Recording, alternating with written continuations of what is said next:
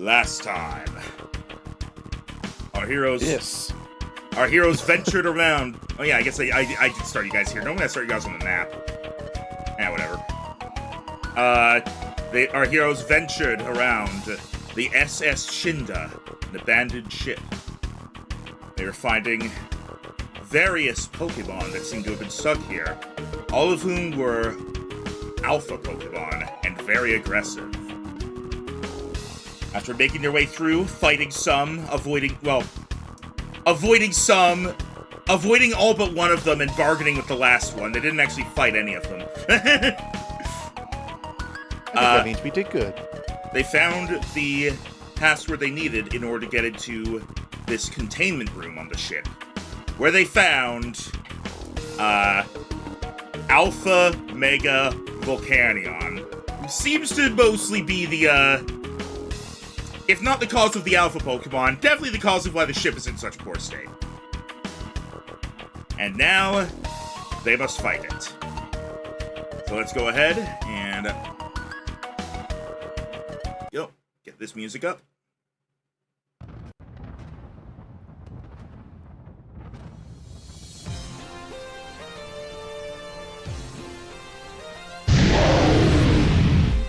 Yeah. All right, everyone. Are you ready for the takedown?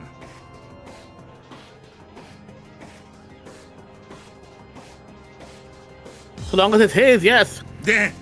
Alright, so let's see if I remember something. Has water absorb. Has water absorb. This purple stuff here is to show that he has toxic spikes on him. Like, literally on him. They're on his body. I feel like I'll probably say he can shake them off at some point, but I'll leave them for now. I think it cleansed all of the debuffs. It It has no debuffs at the moment. It cleanses debuffs, but we added the spikes onto him afterward. He cleansed, I believe. I don't think anyone has attempted to use electric moves on it yet, so whether or not it probably doesn't have Lightning Rod, right? It wouldn't be able to. Lightning Rod is specific to types that it is not. Electric, Steel, Ground. Okay. I mean, I wouldn't be shocked if it was like, I'm a legendary, I can do what I want. But... No, Rhino, it wouldn't be shocked if it had Lightning Rod. So, it's still... So, still weak to Electric, Ground, Rock, I think are its only weaknesses. Yep, so how many of those do you guys have? Yeah. Remind me, what is the weather currently? The weather is currently, It is permanently raining, I think, because I gave Paul the compass and I set it to raining and no one else is... I think this thing made it sunny at one point. Yeah, he overrode it into being sunny at this point. It is currently sunny. Yeah. I guess Right. Oh, I must have removed that when I was removing debuffs accidentally, but yeah, there we go. It's sunny. Unless anyone else has like... No, I don't think anyone else did any weather stuff. Alright. No, the only weather changing move I have is Sunny Day. Alright then. Alright, Neptune. Alright, Joe, you get to make the first move. Downfall, but to see if we were able to try to slow it down a bit. Neptune is going to because it's still in the water, so be able to like quickly extend around to be able to try to swim around. And despite this, the flames around, it's going to get they're going to see Frost start to gather in its front as it opens up its jaw to try to hit him with a Frost Fang. Let's see it. He's immune to the damage from that.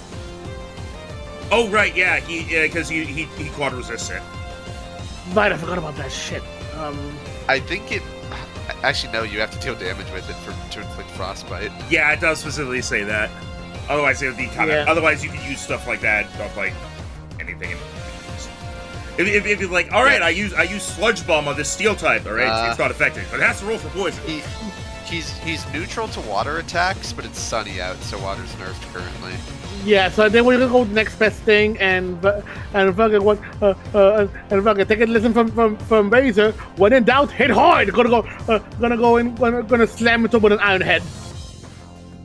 He's also immune to that. Oh, son of a bitch, I forgot. Water and fire resist those.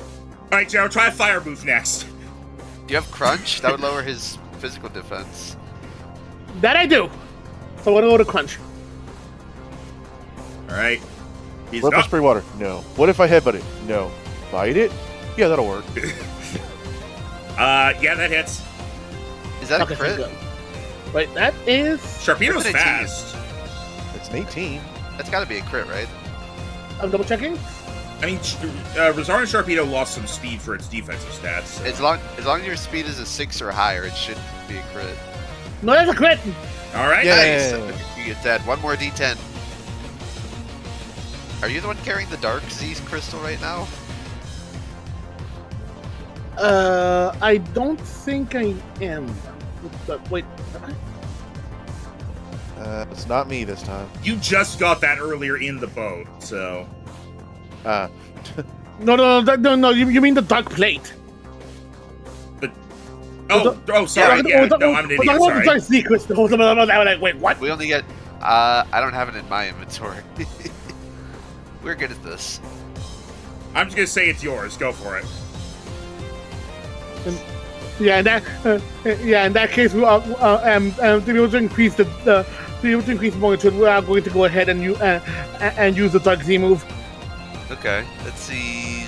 Dark Z crystal does automatic fright. No. Well, it's still damage. Yeah, but I think we're doing it for more damage, if anything. Oh yeah, I figured. All right, so What's that's your stab? What's your stab bonus?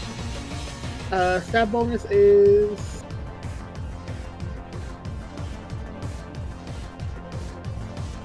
it's half your attack stat. So, okay, so have the attack stats, that would be 4. All right, so Okay, that's so 23 damage. Big All right. hit. All right. And it lowers his physical defense by 1. Oop. All right, Paul. Alright, Paul, noticing that the weather has changed, is going to start absorbing... Actually, how far am I? A little too far. Gotta move in a little closer. Is that close enough? Nope, gotta move one more. He's gonna start absorbing the sunlight being created by Volcanion, and he's going to glow brightly before expelling the energy into a focused solar beam. Boy, I sure hope the power of the sun isn't behind me. This will only do neutral damage if it hits, but come on. Fuck. No. You do have a reroll now because it's a new session. Yeah, but do I want to spend it? But actually, yeah, let's do it. That's good damage. God damn it. Hey, Wait, does 18 hit? I think so. yeah, 18 hits. Okay, sweet. I don't think I have the Grassium Z. I mean, if you're the only that one with the one's on grass, me. if you're the only one with the grass type currently on you, I feel like you probably would. Okay, that's fair. Like I'm just gonna rule that like even if you guys don't say it, if only one of you has a type, I'll just assume you have the Z crystal for it because otherwise it wouldn't make sense. Alright, Okay. there you go. So, Grassium Z, Paul's stab is 4 as well. So that turns 19 damage into 31 as the beam gets intensified. And let's see, what does the grass one do? The Grassium Z is Bloom Doom. Target is confuzzled. Oh, we know he can be confused. Why did the sun attack me? And then Paul is Son, going you to betrayed me. fly back a bit. I hate you, And- Dad. That's him. I'm quite satisfied with that turn. All right, yeah, pretty good. Good start. All right, Apollo.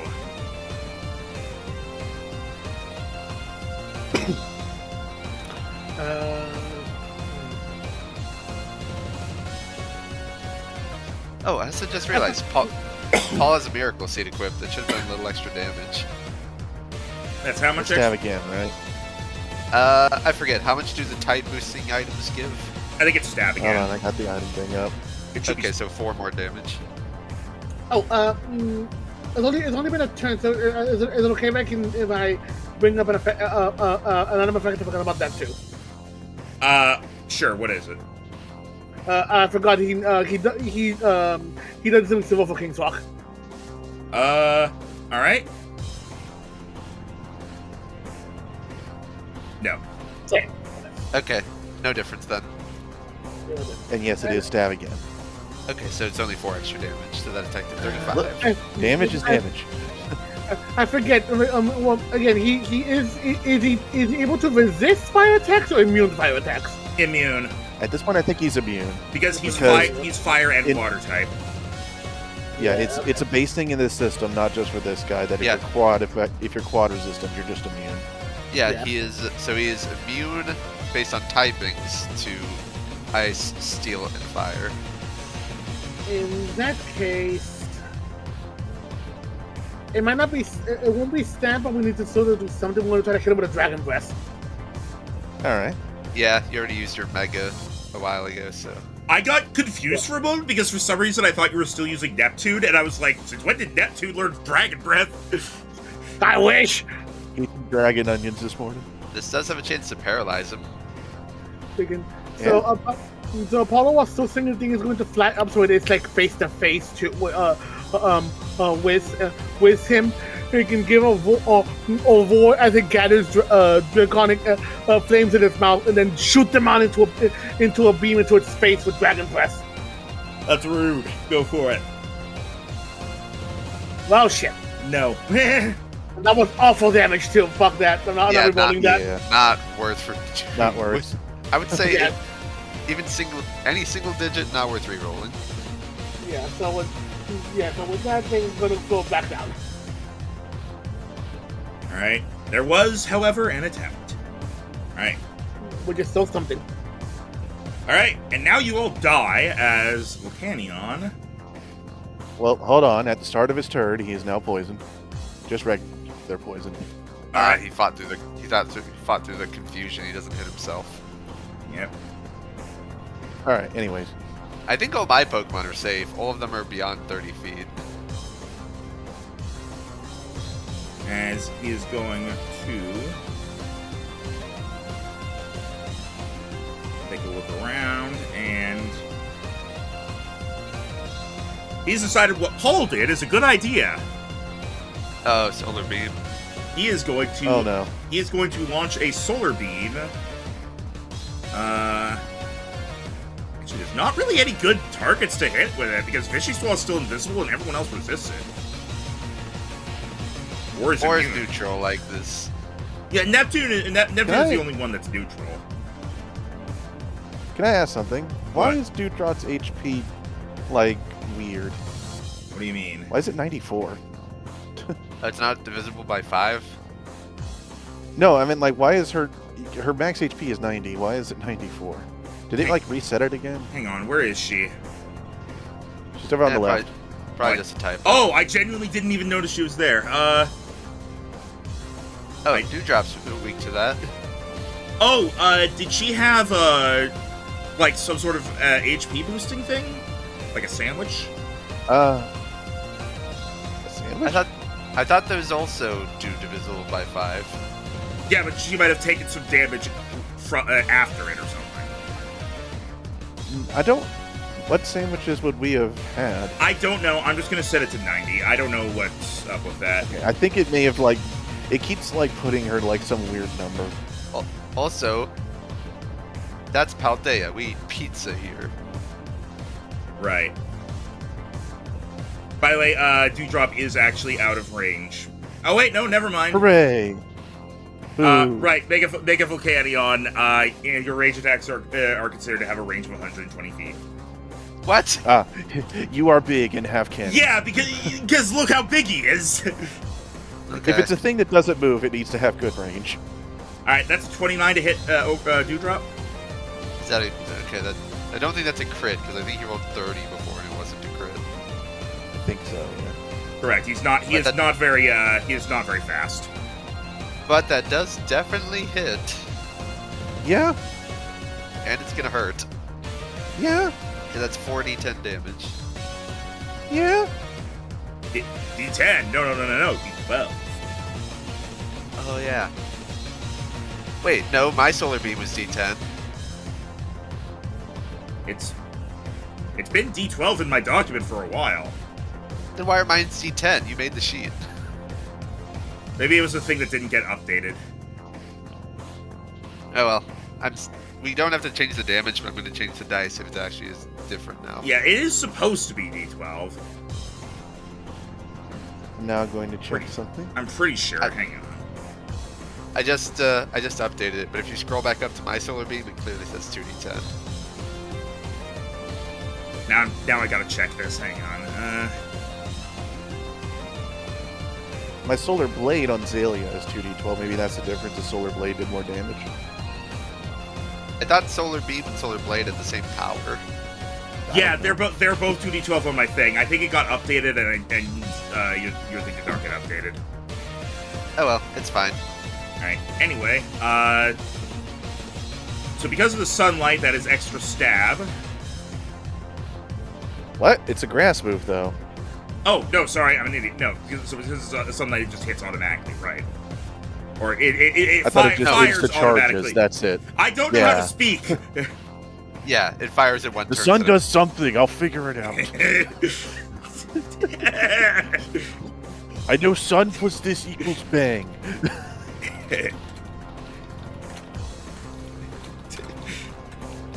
Son, what do you do?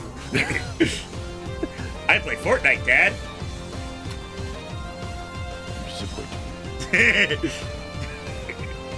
Alright, anyway, that is 34 damage. Yeesh. Ouchies. Yes, very much so. That did That was over a third of my health. That did almost the same amount of damage as mine, and I boosted it with a Z crystal. And it is what it is. Wait, I just realized, Chero, you had Voodoo. Did you have Voodoo out before, and Voodoo got defeated in this battle? I believe that's why Apollo's out, yes. Yes. That is correct. Voodoo has been defeated. Okay, I forgot to apply this. It has Moxie. Oh, no. Oh, great. Okay, so one more damage. I think that only boosts its physical attacks. No, it's both. Because otherwise it'd one be... more damage. Yes.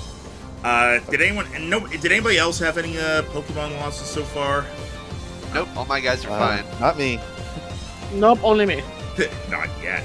Alright. And then at the end of this turn, D6 of poison damage. 3. And... still confused. Alright. And then the Toxic Spikes activate again. And now that you've ended your turn within 5 feet of Bismuth, you are now toxic. Alright, that's what it is. Bleh. So, not even really a point in shaking off the spikes. Go away, you sludge. Alright. Fishy Swab. Alright. Frostlass probably hates that you brought her out in this. She's doing alright. Frostlass looks back at you, it looks back at you like, fuck, man. Look, you're doing alright. Well, her ice moves are completely worthless here. That's fine. Because what we're going to do here is, since he has a nice couple statuses on him, we're going to use Hex. And I'm going to have advantage because she is invisible. Alright. Good thing, too, that would have missed. That hits. That is definitely not a Frostlass crit. She's not that fast. You'd be surprised. Closer than you think. Yeah, Frostlass is pretty speedy. If it was Mega Frostlass, then I'd buy it. Alright, now status is only the colored dots, not like Confusion is not applied, I don't believe. No, for this, I was making sure. For this, I apply any colored dots, yes. Okay, thank you. Alright, 11 damage. Alright. And I am no longer invisible. You know what that means. Fish. Oh, wait, hold on. +2 from Wise Glasses. 13. Did you want her to move after shooting that? Give me a second. I'm making sure I get everything. So you got the extra 2 damage max? Yes. Okay. Double check the held items. Okay, we're good. And then, considering this thing has a range of 120 feet anywhere he wants to, I'm not really going to worry too much about moving. Oh, yeah, it doesn't matter. Yeah. Alright. That means it's back to Volcanion, Yep. who is going to look at Fishy Swab. And try not to be confused. Oh, right, hang on. Hit He's gonna yourself. look at Yes. Fishy Swab and punch himself in the face. Cannon number 3, why? Okay, that's 2 out of 3 of his confusion turns. Look, we take those. Alright, poison damage, 6. Still Nice. confused. Wouldn't it be 2d6 now because it's toxic? No, because you turned it into badly poison, like, so but it starts at 1.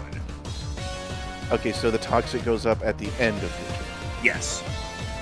Okay. Alright. Bismuth, speaking of toxic. Yep. Alrighty.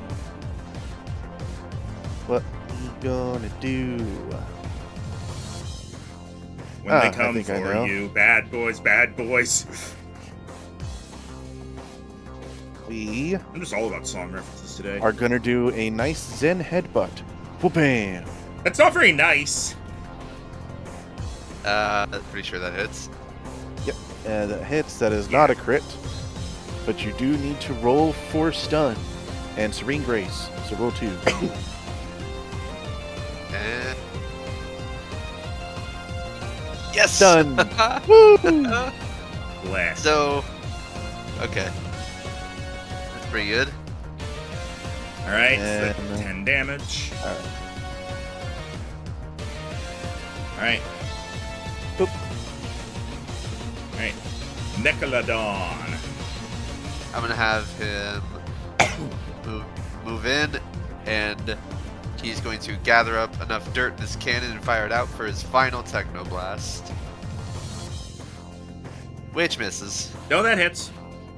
Oh, really? 17 hits. Yeah, He's big. his physical defense is higher than his special defense. Okay, so that is... I get to add another 2d10 to that. Woo!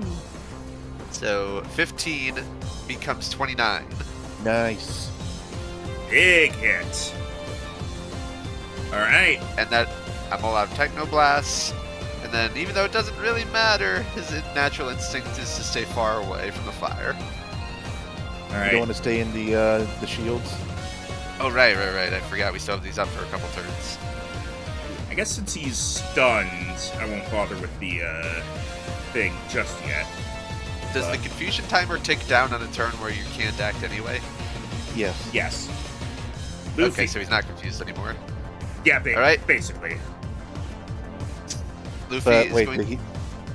Oh wait, no. Okay, I got it. He's technically still confused until his turn, but it's not going to matter, so I just took it off. Got it. Alright, Luffy's going to run in, and as he does, he's going to rub his knuckles together furiously until they spark with electricity. He's going to run in and use a Thunder Punch. Ooh, someone does have electricity. Miss. Nah. Damn it. Alright. And he is stunned, so I can use my Quick Claw to run away without any repercussion. Yeah. Alright. Oh, not towards you. Hello. Hide behind the seal. Speaking of you, it's Dewdrop now. She is a sea lion. Yeah, seal, short for sea lion. Alright, I'm gonna try a thing here. Since water is absorbed and reduced, but not negated. But I already used my big one. So And instead, the sunlight's out.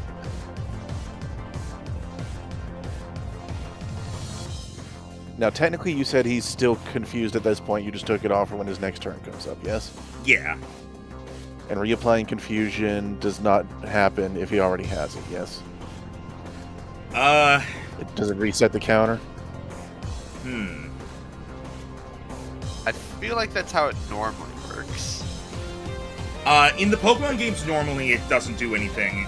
but I feel like that doesn't really make much sense. So I'll say it can. You can do it to reset the timer. All right. Then I'm going to try using Alluring Voice, which I know will be resisted. Oh wait, no, I could do... It's actually probably better to leave it as Fairy, because that way it's not absorbed and reduced by weather. Yeah. Unfortunately, this is just bad type matchup. It's fine. I'm doing other things. Like you say, absorbed and reduced. Oh, right, you're right. Yeah, no, right. Let me just sneak a little closer here. All right, then. Alluring Voice. Water absorb doesn't completely nullify it. Unless... that does mean I hit. Yep. And there's not a crit, but I do still do 13 and then reduce by however much you want. And because he had Moxie, which means he has a stat buff, he is now reconfuzzled. Fuck! Right. He probably has at least a pretty solid special resistance. I imagine so. Yep, that 13 becomes a 6. Okay. I'm still doing stuff. All right, that's me. Hold on. Now it's me. all right. Back to me. Fuck. Wait, no, never mind. He's stunned this turn anyway. Never mind. Yep. All right. All right. Well, he does still take that nice toxic damage. Yep. Decent. 7. And it now goes up for next time. All right. Banjo without Kazooie! Well, as we learned last time, this nerfed Pheasantipity, not a good attacker. Look, shields up is still a viable thing. People love me imitating the announcer during the first Royale thing. I mean, you do a pretty good job, though, I'm not gonna lie. King K. Rool! Charizard! Yeah, look out. Your mother! What the fuck? And it's going to go ahead and to try to be able to. And it's something a bit risky, but to be able to try to weaken at least the physical attacks a bit more. Because he is a mixer, right? He doesn't do just physical. He has Earthquake and the normal beam attacks. Yeah, he has. Do what he wants. I'll just tell you, he has access to both in relatively decent amounts. In that case, want to try one more just to see if more because he still has some of these. We'll try to get him one more time with a moon blast. We are going to steal the moon. There. No, sorry. And again, damage not great. God damn it. Yeah. All right. Is that your turn? Yeah, I'll be it. All right. Thing ticks down. There's one turn left of light screen. All right. Volcanion gets his turn. Does things. Does he hit himself? No. No, that was it. That was the 3. Oh, He does do right. things. He doesn't have paralysis. All right. Hey, Neptune, you're right in his. Well, I would say you're right in his face. You're right in his like. Abs. He's like submerged in the water. You're right in his nipple. He's going to look down at you, and he's going to. One of his cannons is going to start swinging down, not to fire at you, just to smash you with an earthquake. Or not earthquake, sorry, brick break. The other one that rhymes. Oh, fighting move. This could be bad. That is a 27 to hit. Yeah. It's over the defense gap. It's bad. All right, and it's super effective. Ooh. See, that's the high damage sound. That is 23 damage because he rolled maximum. Oof. Oof. And You know that was what's nice? that was the Neptune. Yes. Yep. You know what's nice though? Neptune was not in the screen. Owie. He doesn't even have stab. No, here's the Really thing. high. If the target takes damage from this attack, any instance of Revoked Light Screen set up by the target or their allies. Oh, it's not they have to be in it. It's just you hit someone on the other side of the field. No. Here, let me, That is That's- what it says. yeah. Huh. Because otherwise it would be like... You have to do something that doesn't work. I had reasons for it, but anyway. But yeah, what's up? Also, by the way, take some of that damage back, you bitch. 1/3. Okay, that was... That'd be 7. Yep. Oh, why did you hurt me with me? The only thing that can Because hurt me... only rock can beat rock. Aren't you steel type? Ah, my shield. Do not confuse the shepherd. Volcanion attacks Neptune. Neptune sends attack back at Volcanion. Volcanion. This is illegal, you know. Alright, that's the end of the turn. So that is 3d6 poison damage. And try to shake off confusion. Confusion is gone. No. Alright, confusion is gone, which means it gets its next turn for free. Hooray. For you. I was gonna say, Rhino, are you on my side now?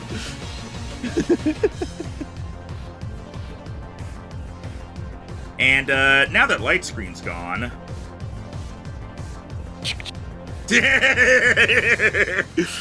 he's gonna take out a shotgun. And he's going to launch a flamethrower at Vichyssoise. Oh dear. And he does not have disadvantage because he has sniper. Well,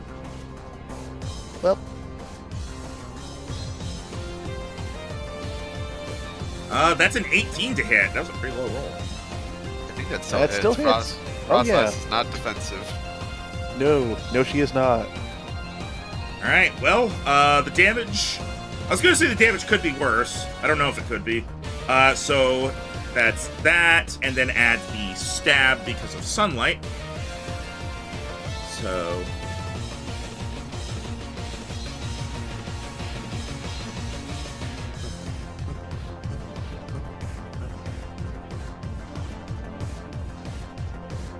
That is 39 damage to Vichyssoise. That's half her Oh health. jeez. And a Yes, d6 yeah. against burn. Oh. Not burned. Alright. Alright, I will go ahead and do this. Curse body. No flamethrower, at least for your next turn. Not Alright. that I think you're going to use it against anyone other than me. Maybe Paul, I guess. I literally have a steel bug on the field right now. And at top Alright, of the round... I did it for that reason. And at top of the round... Oh, hold on. Hold on. Take your toxic damage.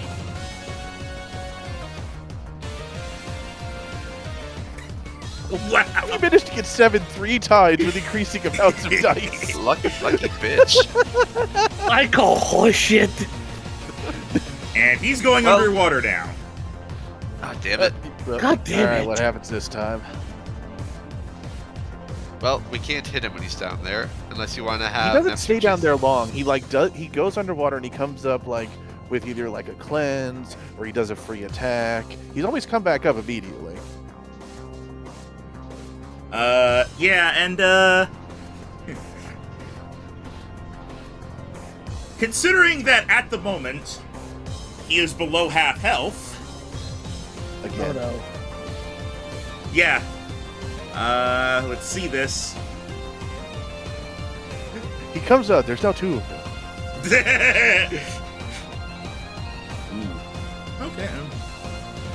It's also not, sorry, he's below 2/5 health, is the milestone I'm currently looking at. And this is after he healed the full, or at least healed a bunch. He healed a bunch. He did not heal anywhere close to full, I'm pretty sure. Yeah, so we're doing good keeping up the deeps. That means we're in a good spot, considering we have a lot of reserve Pokemon still. Look, we don't know how many phases he has. Alright. So, good news. He's back and able to be hit again.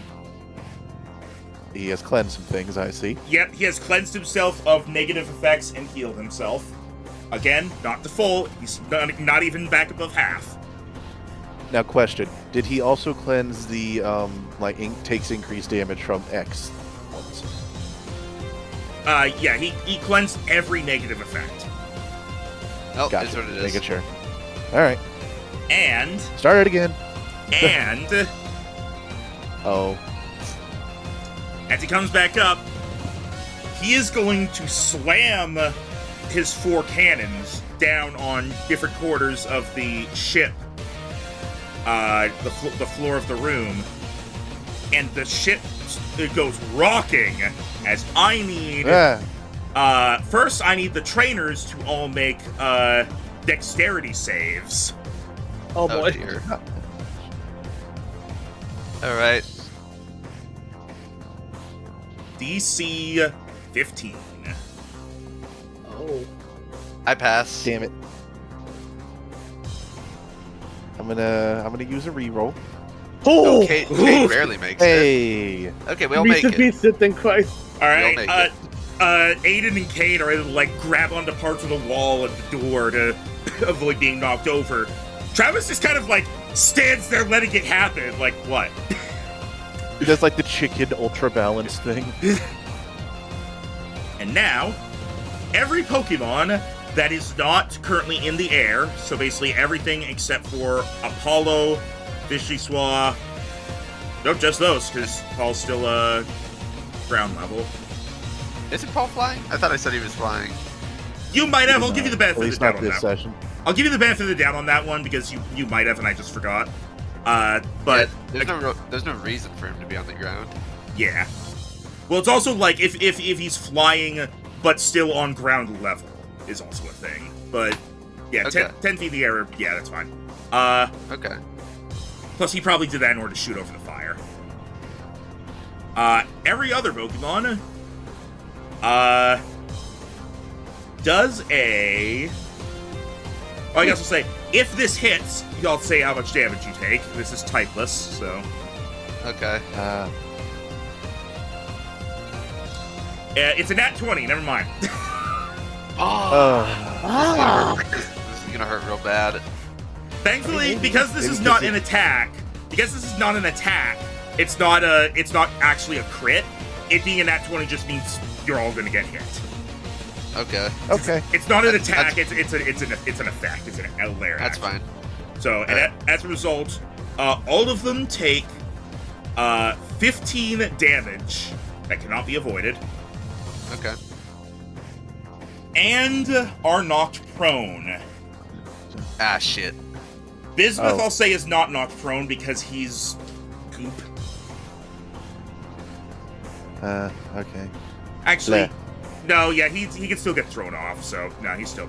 So yeah, Bleh. all of them that are not flying are knocked prone. Okay. So I'll go ahead and just there. There.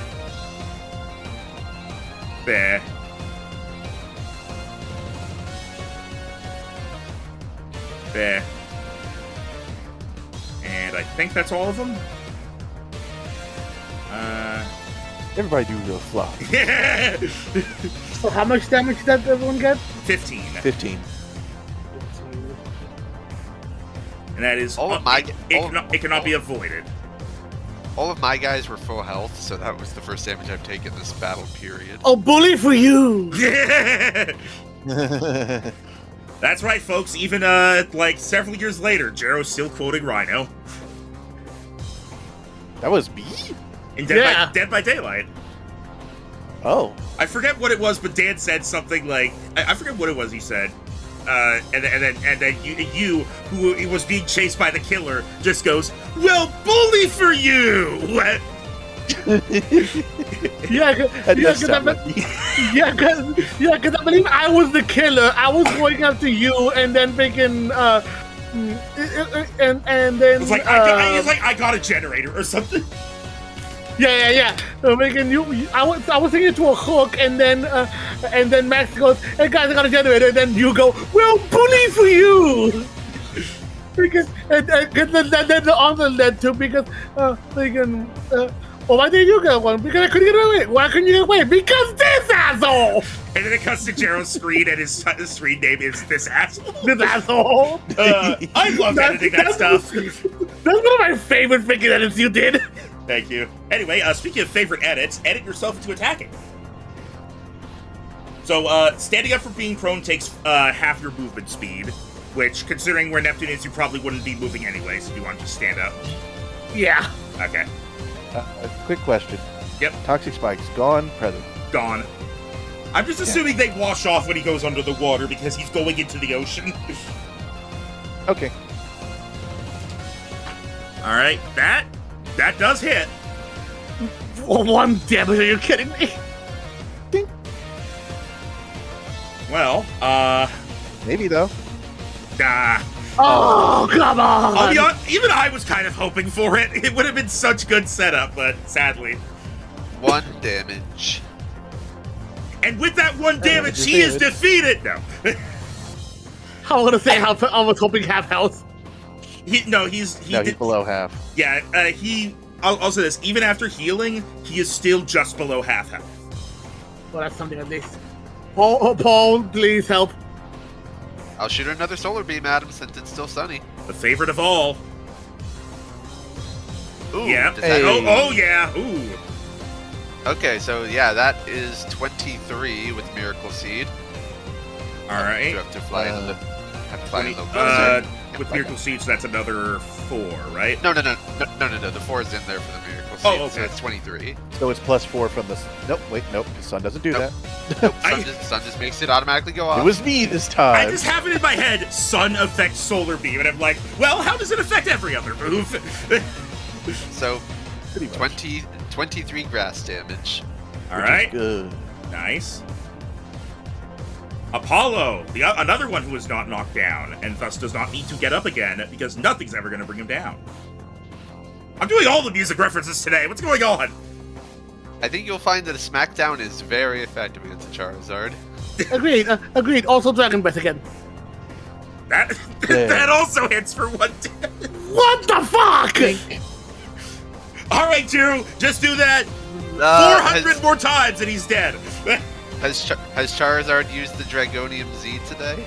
I don't believe he has. You can do it. Do you want to Just do a that full so that boost. it's actual damage? Please. Well, tell you what. Let me see this first. Nah, okay, yeah. Just in Yeah. case you decided it was worth it for that. All right. All right. No, we need to try to wear this guy down. Yeah, I'm gonna use the Draconium Z. All right. What's his? What's your special stab? Special stab is Should be like a 3 or 4. a 4. All right. Okay, so 12 more damage. So 13. And the crit threshold against him is lowered by 2 for 3 rounds, or 3 turns. All right. Yeah, it says 3 turns, which I would assume would be... Is it his turns or Apollo's turns? It's always his turns. If it's so it's not gonna last that it is long. always the turns of the Pokemon that the effect is on. Okay, so it won't Okay. last very long, but it could make a difference. Everybody but Banjo will get an opportunity to use that. Yeah. All right. Well, Neptune and Paul don't, but they already attacked. So, all right. Volcanion is not able to use Flamethrower.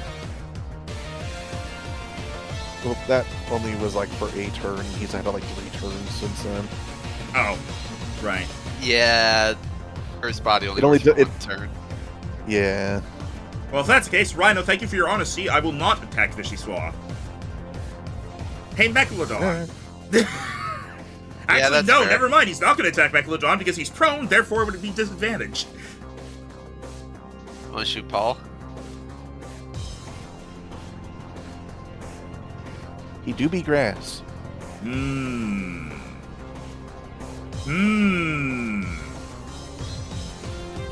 Do I shoot grass with fire? Or do I shoot water with grass? Choices are so hard! I'm prone.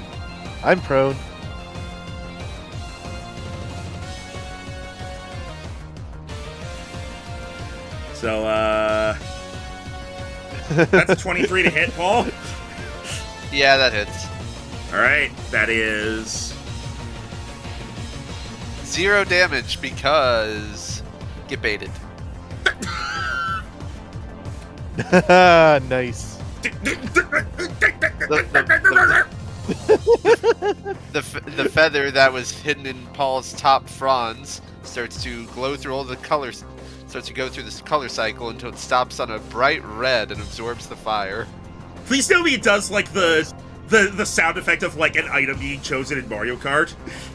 It does. All right. So that is completely nullified then. Yep, 0 damage. All right. Fuck. All right, Vichy Swap. All right. Well, things could be bad here. So, as she's gonna rub her little hands, ears. Why do they attach up there together? She is going to use Thunder Wave on him. Serene Grace. So roll 2. So wait, what? No, those are arms Yeah. right now. Yeah. Why are they attached to her cheeks? Because because her body is ahead. Eh. All right. So that's a 2d4. Yes.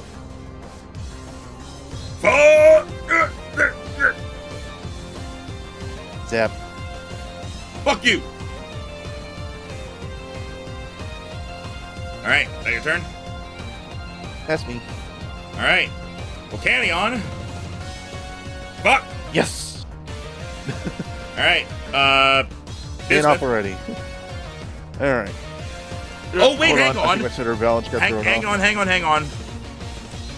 Volcanion just ended its turn near Bismuth twice. Yes, it did. So you are now toxic. Okay, so first poison damage from the turn that just happened. It. 5. And then after the turn that just happened, he became back. Okay. Yep. Yeah. Sorry, I lost my orange for a second there. Also, going to be resting real quick. Okay. Going to become the restroom. Holy shit.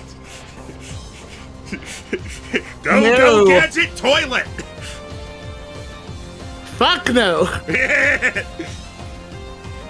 don't like this porno. Anyway. So then, I'm gonna do Zen Headbutt again. I'm gonna do it! I'll headbutt him! I'm crazy! This is a 17 physical hit. No. Is it Barely close to does hit? not. All right, I will use a reroll to make it hit. Okay. That hits. All right, I will deal. Get the right one of my 7 tabs open. There. Doesn't affect it by that because we don't really know his ability. Well, I guess we know his abilities. Well, at least one of them. Anyways, roll for stuff. Serene Grace. Well, what is the thing you were trying to apply?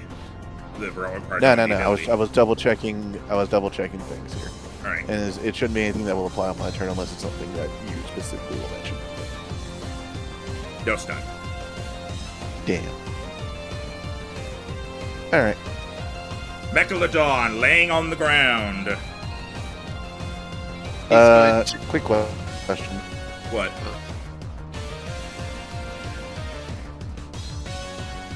Yeah? Because of Mega Aloma, right? Oh, sorry. I did not. Your first half of that question got cut off. Because resistant to everything, I assume, is typeless immune to that. Yes. Okay. Thank you. Alright. Mechalodon is going to spin himself around to get back up on his feet. There we go. And he's going to move in a bit, and he's going to gather electricity in his cannon before he shoots out a thunderbolt. Nice. Okay, that is not a crit. My crit threshold is 17. It would be 15 against him. That hits.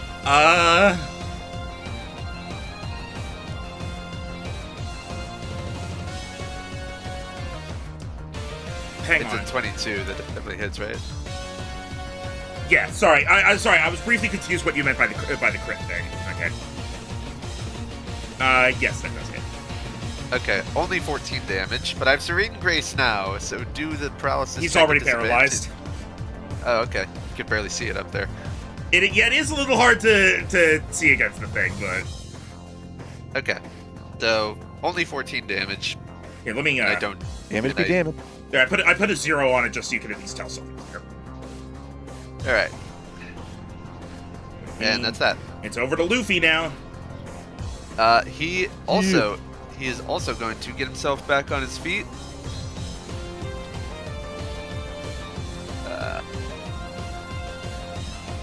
And he's going to rush in again with a Thunder Punch. He's gonna rush in. I'm gonna German. Do it. Come on, buddy. Oh. Ah, Both your attempts have missed, and I can't even have you run away for free this time. no rerolls. No, I already used one. Plus his attack mod is only a 7, so I have to roll pretty high against this guy. Yeah. All right. Dewdrop. Alright. Hold on. There we go. I had to scroll down slightly. Yeah. Wow. That was unfortunate. But tell me, sir, have you heard this song before? Let me know if you have. Alluring voice. Damn. What? What song? What? Well, a lot of good that lowered crit threshold did. Yeah. Alright, that's me. All right.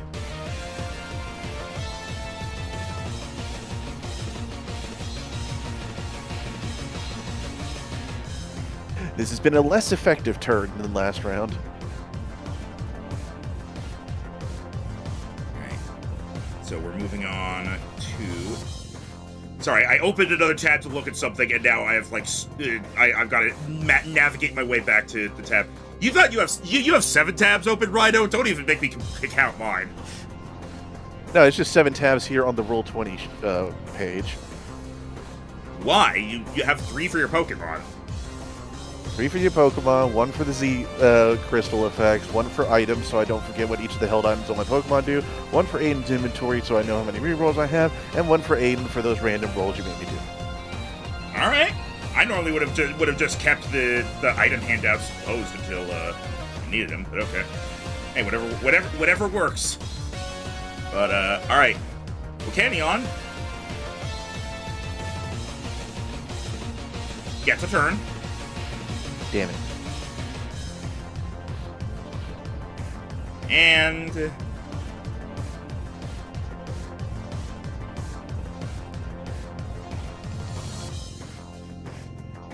And is gonna go for an earthquake. Well. That is a 21 to hit physical. Yep. All right. I assume that hits Luffy. Oh yeah. Infernape is not tanky at all. All right. And Neptune. And Banjo. Yeah. Okay. That is. Luckily, Megalodon is out of range. We Also- have 3 things weak to Earth right next to him. Also, Banjo is a flying type. So. They're prone, but But they're a flying oh type. right. This is purely type. Okay, right. Yeah. All right. So that is. That is 17 damage to Vishiswa. What? Why? Oh, She's 10 feet in the air. sorry. I didn't notice that. Right? Alright, so never mind. Then it's just the 3 of them, and they all get hit by super effective, so... Yep. Except for Bismuth, who it is resistant. Well, it's still super effective, you just remove the damage from it. So I resist the super effective. Yes. Yeah. Okay. You still take super effective damage, but your physical resistance is removed from it. Alright. Good to double check. Yeah, it's a little confusing, but it's the best way to make it work. I've found.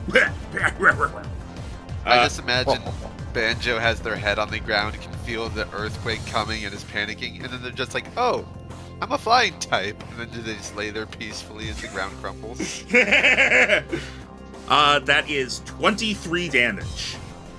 Ow. Okay. Neptune is down, I believe. Unless Jero ends up coming back and wanting to change that somehow. Maybe he has dirty or something. I don't know.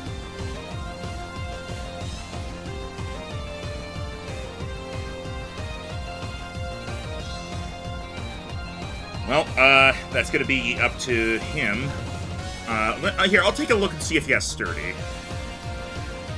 Yeah, 'cause that's an easy thing to check, or if he has like a focus band on or something. No, he does not have anything for that, so it would just be a matter of like if he wants to use the bell or something. But I feel like for now I'll wait. It's a little early. I'll wait until he gets back to confirm. But I'm going to just assume at the moment Neptune is out. Wait, didn't we actually use the bell on Razor during the first fight? Or no, we just revived him. Right. And that was he had 17 health. So that becomes 5 damage back. All right. Now, all right, 6 poison damage.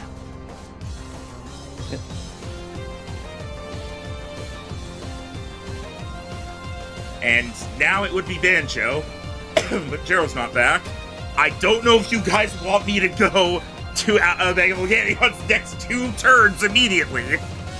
I feel like we can't because we don't know if he'll aim at whatever he brings out next. Yeah, I kind of gotta wait.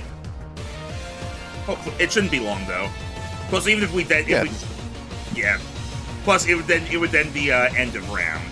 So, Yeah. all right. Not a big deal. Well, two of your turns and then end of round. So Yeah.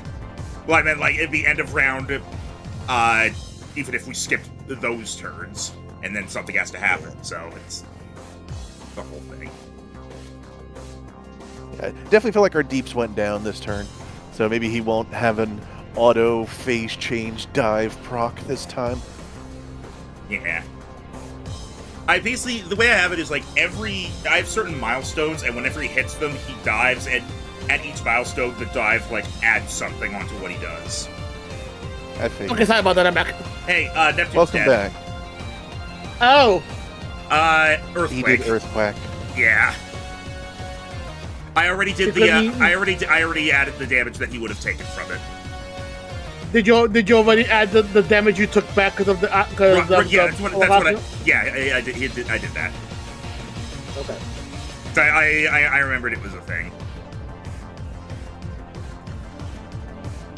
In that case, only one option left.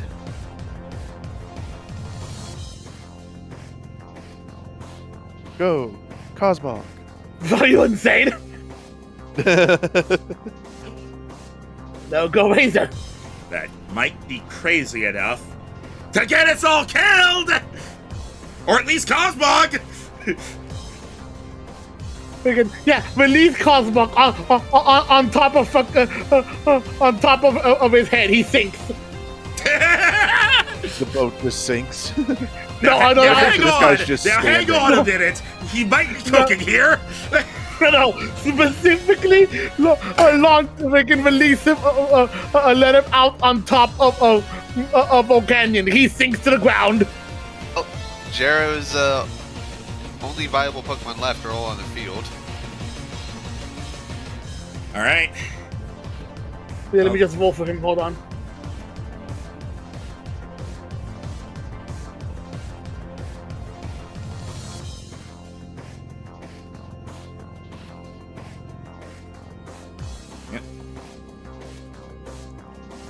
Just waiting on that initiative. Yep. Come on, Jero, show some initiative. You got time to lead, you got time to... I can't even finish saying that. It brings up bad memories for me. Well, Razor is going last. Neptune already had a turn this round, so... Yeah, oh god, Razor's taking a long time. Alright. Banjo!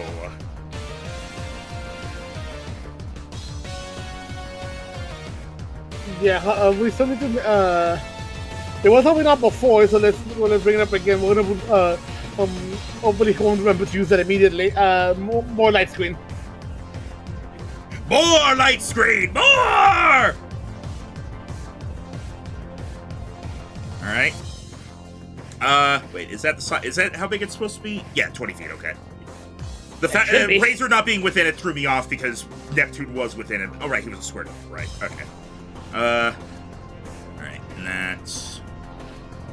Do you have the thing that makes it last longer? No. Okay. It's fine, just making sure. Alright then. I guess I'll flag, right? Alright. Then, now it's not Razor because it's Volcanion again! Hooray! Volcanion getting every turn. Paralyzed. Volcanion getting every turn, just like Expedition 33 getting every award. He does get a turn. Damn it. And you know what he's going to use that turn for? What? Brick Break.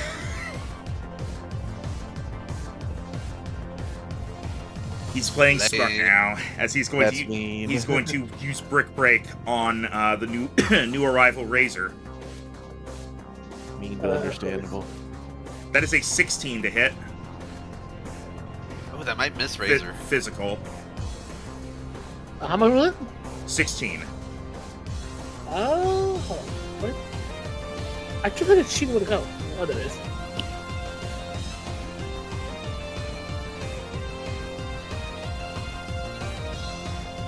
You said 16, right? Yes. Meets it, beats it. It was low damage anyway, so that's 9 damage, and light screen is gone. He's playing smart now. He's learning your tricks.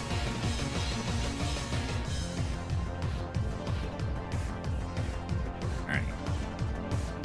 And then he's going to take the poison damage from that. That's 9 damage. And then, oh yeah, also his Moxie went up because of the KO. So give yourself 1 more damage. And it's his next turn. Toxic ticks up. Toxic tick up. I know. Okay. Let me do one thing at a time, damn it. Alright, he does not get a turn. You started the next turn, so that maybe.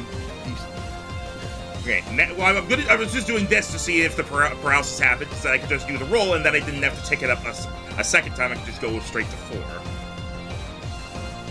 10 damage. Alright. And now, it's Paul, the favorite of all. Oh yeah, I totally forgot to say it because I set this up, like, days ago. David also made a new DM screen for this campaign as well, so I have a new DM screen set up. Oh, nice. He just kind of like just randomly made like the 2 DM screens and just sent them to me like, "Hey, I made this," and I'm like, "Fuck, this looks awesome!" Just out of nowhere. Off to watch anime, have a good session, enjoy it. Yeah, that's cool. I remember a while ago Blake sent me some art he had made of our group, though I'm not sure if he used AI or what to make it because it came out pretty fast. Alright. Paul.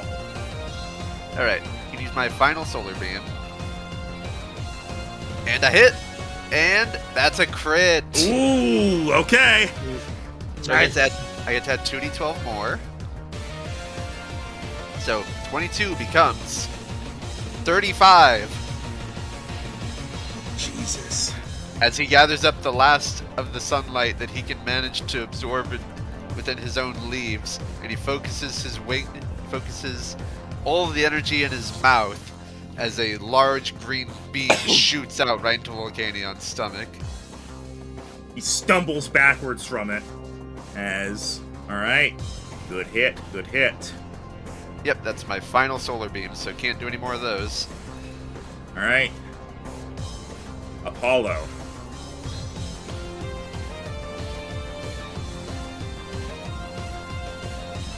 Now we are going to...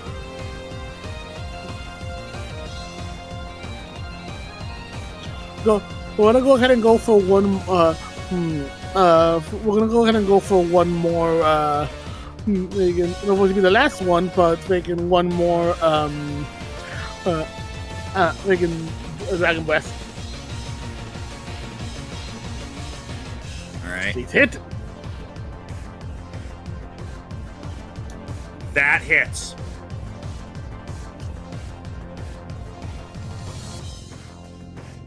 Not only that, hold on, I'm double checking something. Never mind, thinking no, that hits, but hopefully it goes through. Well, he's already paralyzed. Oh, I forgot about that. So, 7 damage. All right. Back to Volcanion, who gets a turn.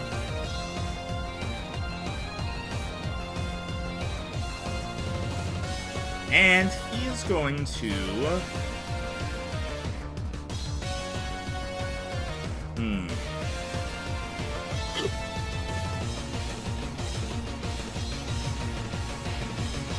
He is going to unleash a steam eruption. Oh no.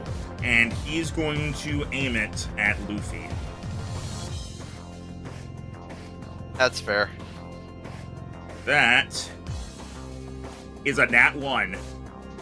Yes! Oh my goodness. It can happen. As you're right in front of him, and he aims the cannons and shoots, and it collides, like, behind you because he overestimated. He's not used to fighting something so tiny. In fact, since it was a nat 1, I'm going to say it puts out this fire. I'll take it. Alright. Luffy, oh man, I liked that fire. It was warm. Alright. Bishiswa.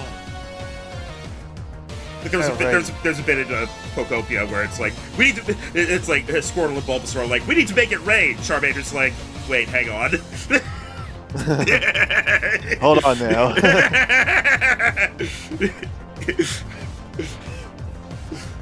Oh, hang on, I didn't do the poison damage. Oh, there's the big rolls. Yay, he didn't manage to get 7. Alright. There. Do Hex last time. Alright. This is...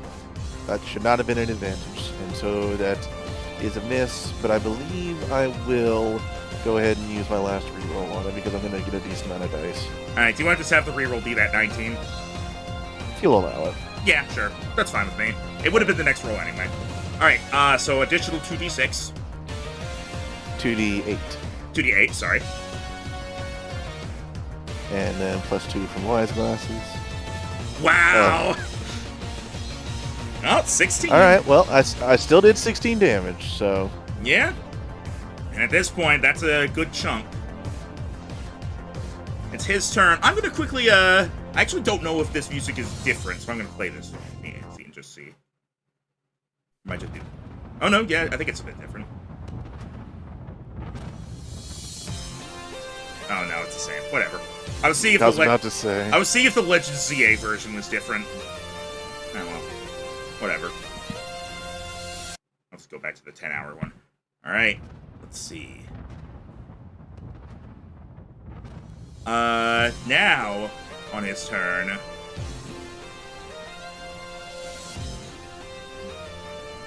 Come on.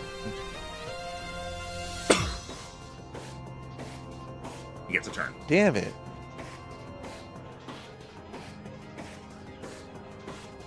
As he is going... Unlucky. to launch a flamethrower at Mechalodon. That's fair. And that's a nat 20. Oh, Of course. From one end to the other. My guy is dead as fuck. He doesn't have the elemental feather or any defensive items. Alright, so I rolled the damage dice again 4 more times because of it being a crit. Crit, quad effective. My guy is so fucking dead. With the sunlight and everything, I should just put him at 0 now. This is why I usually give him the feather, but I decided to put it on Paul today because I thought there might be ice types on his ship. That is 49 damage. Oh, you're not dead. Okay. I really thought with it being stab, quad effective, crit, and sunlight, it was going to be worse. Well, the sunlight just adds stab, so basically it was, and the, like, it's definitely a lot, but yeah, not quite enough for a one shot because the sunlight is just stab. So. And it's a D6 against burn. Yes. Okay. All right. He's extremely hurt. He can't take another hit, but hey. All right, and that's 18 poison damage, and his toxic is now hitting the cap at 6. He's gonna go down to poison. Bismuth, I'll see to it.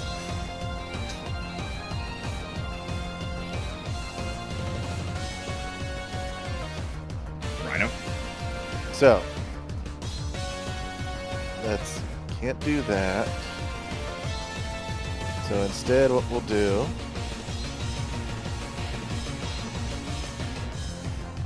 is Bismuth is going to Alright. He is going to dig his hands onto like the edges of the hole Volcania has been making and throw the shards of the ship at him as he uses Rock Slide. Alright.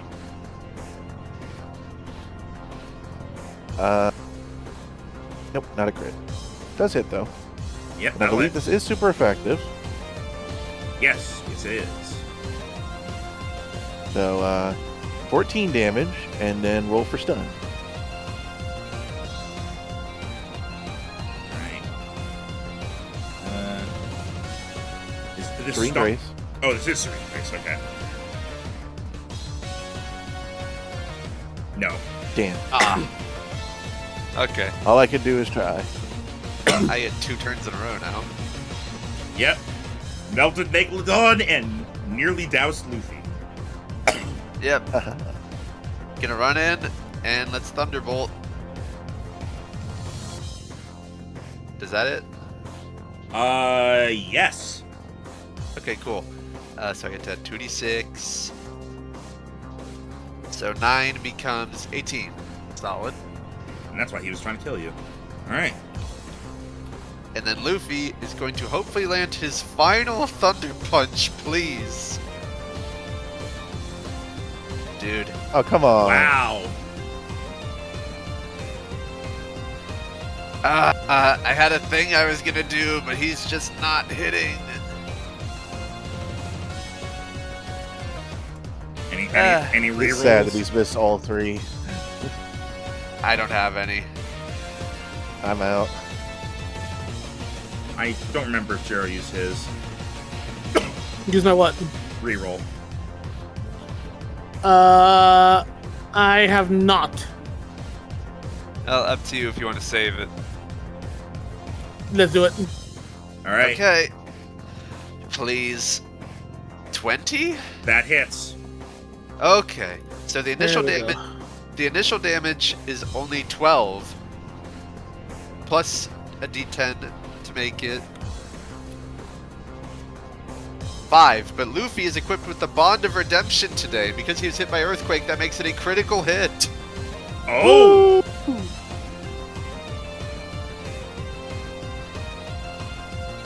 So, the current 17 damage becomes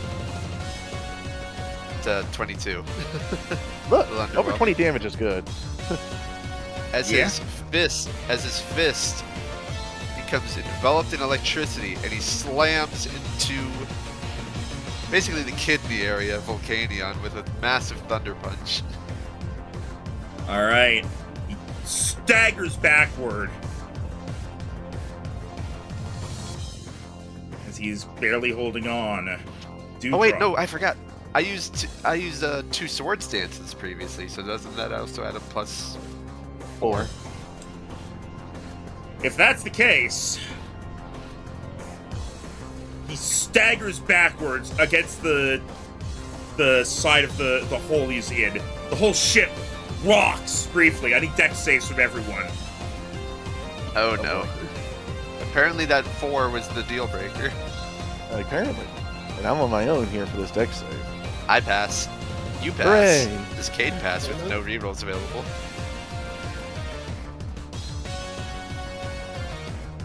Uh-oh. Cade fails Maybe. by 1. Well, he didn't think it would be 15 this time, so maybe. It was 15 this time. God You damn it. fail by 1, unfortunate. As Cade, you take 15 damage and are knocked prone. Oh!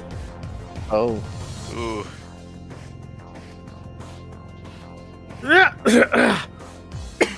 And It's coming down! that's going to be the same thing for the Pokemon as last time. Let's see what the roll is. Yep, roll an attack. This probably won't be a crit this time, so... Yeah. Oh, that's actually pretty low. That is a 16 to hit physical. That still hits both Does my not get guys. Smith. That hits both of my guys on the ground. They don't have good defense. Fishy Swaz flying. That does hit Dewdrop. Alright, does it hit Razor? Your other two are either flying, or well, your other two are... Actually, no, because Banjo is on the ground. And this is a typeless thing, so... Razor and Banjo, does it hit them? 16 physical. Again, 16 would unfortunately hit Razor, because we said beats it like last time. As for Banjo,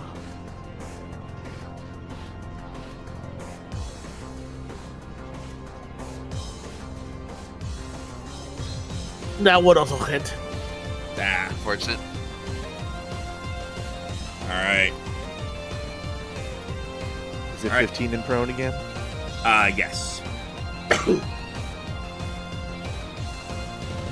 But why did he Banjo this time? Yeah.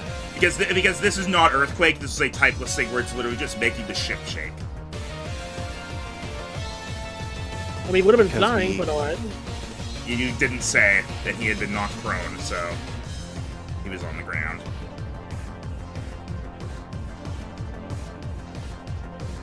Alright. As he slumps down and slowly begins to sink into the water.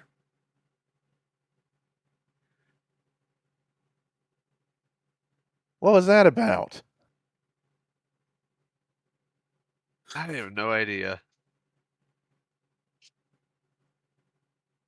I don't know if he's what kept the boat up or he's what made it wrecked. Yeah, I'm not sure. I still don't understand where this ship came from or why it has such a high density of alpha Pokemon. Yeah. Hey, Dewdrop, can you get up and... Yeah, she goes over to the fires and starts putting them out. I think Max knew he had to have it go away or else we tried to catch it. I mean, we know the rules for catching We can- legendaries. And seeing me, because I did take the 15 damage, also I forgot about that. And seeing me on Also the can't ground, catch alphas. obviously, and seeing me on the ground, Razor would immediately just like say fuck this and just get back up and then quickly run over to me to help me up. At this point, Paul is astonished that he had a long-term fight with the fire type and took 0 damage. Alright. Come on back, guys. You can take a rest. Especially As you, soon as you Megalodon. say that, Oh. the whole ship starts to, Du-du-du-du. the ship starts to rumble. Oh god, no, what now? Oh, great.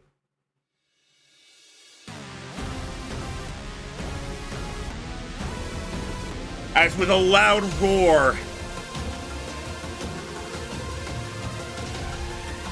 he erupts back out, burning hot red. Oh boy. Hi? That's not good. Are you kidding me?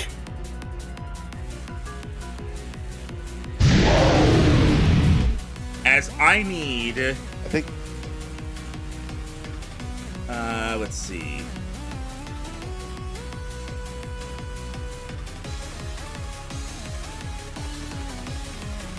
I don't even know why you're mad. As he is going to launch a large steam eruption from his cannons, pointed in all directions, as everybody. I once again am going to need saving throws. I'm going to let you guys decide if you want to do a dex save to try to dodge, or a con save to try to just withstand it. Okay. On. Yeah, it'll be the same effect either way. It's just a matter of whichever skill turns better. I pass. Let's try Dex hope you again. pass.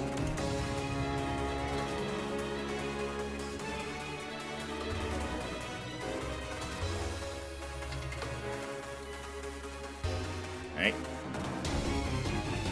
Is Okay. that enough this time, or is the DC higher? It's a higher DC now. God damn it! As Wait, Rachel's whiskey, wouldn't that help with that at least? no. Not unless Razor's gonna take the blow for you and auto-fail his own thing. With how protective Razor is of me, I feel like that was something he would try to do. Alright, regardless of this roll, Razor is going to be hit by it.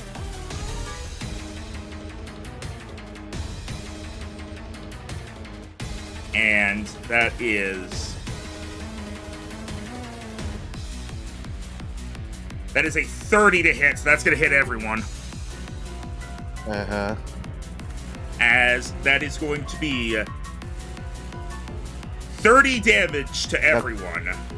Jesus! Well, question. Steam eruption is water type, yes? Yeah. And it's sunny? I'm counting this as typeless, like the thing before.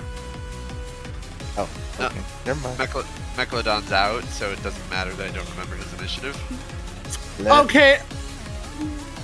Fuck me, She really? claws out. Megalodon's Dewdrop knocked out. barely up. Infernape barely up. Bismuth still up. Razor's out. Oh. You might have to use a revival move.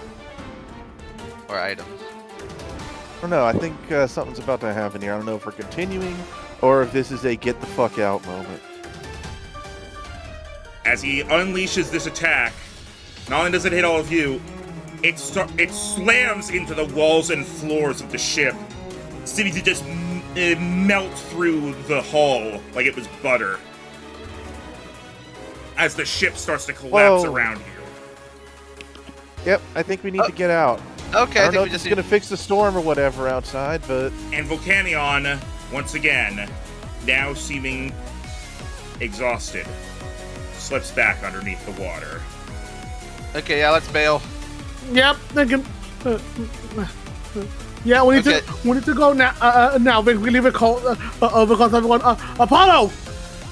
We can because is there because of the opening it did with a slashing everywhere? Is there an opening up above that we can try to fly through? I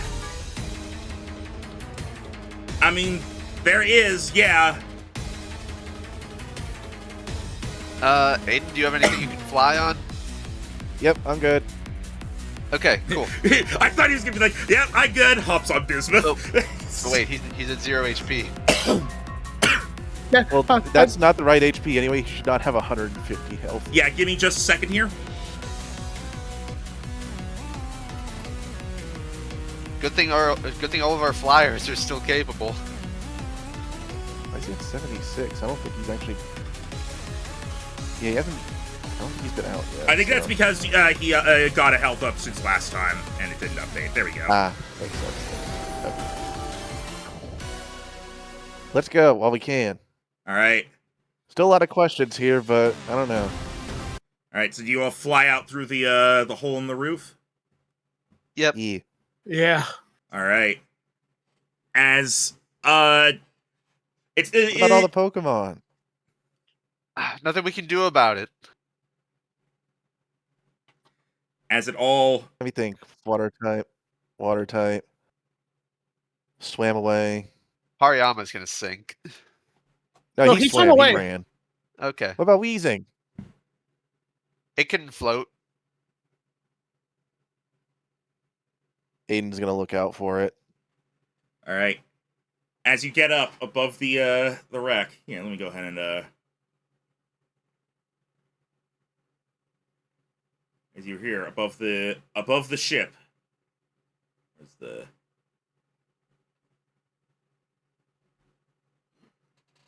As beneath you, the ship, having already been in a major state of disarray, is falling apart.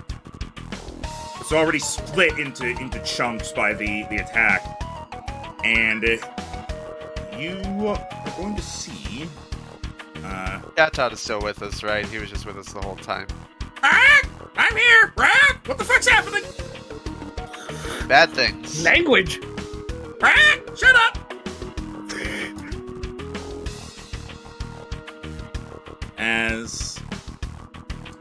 Yeah, alright. So first off, you do see, the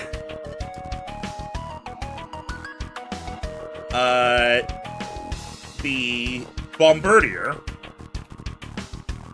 is just flying away from the wreck.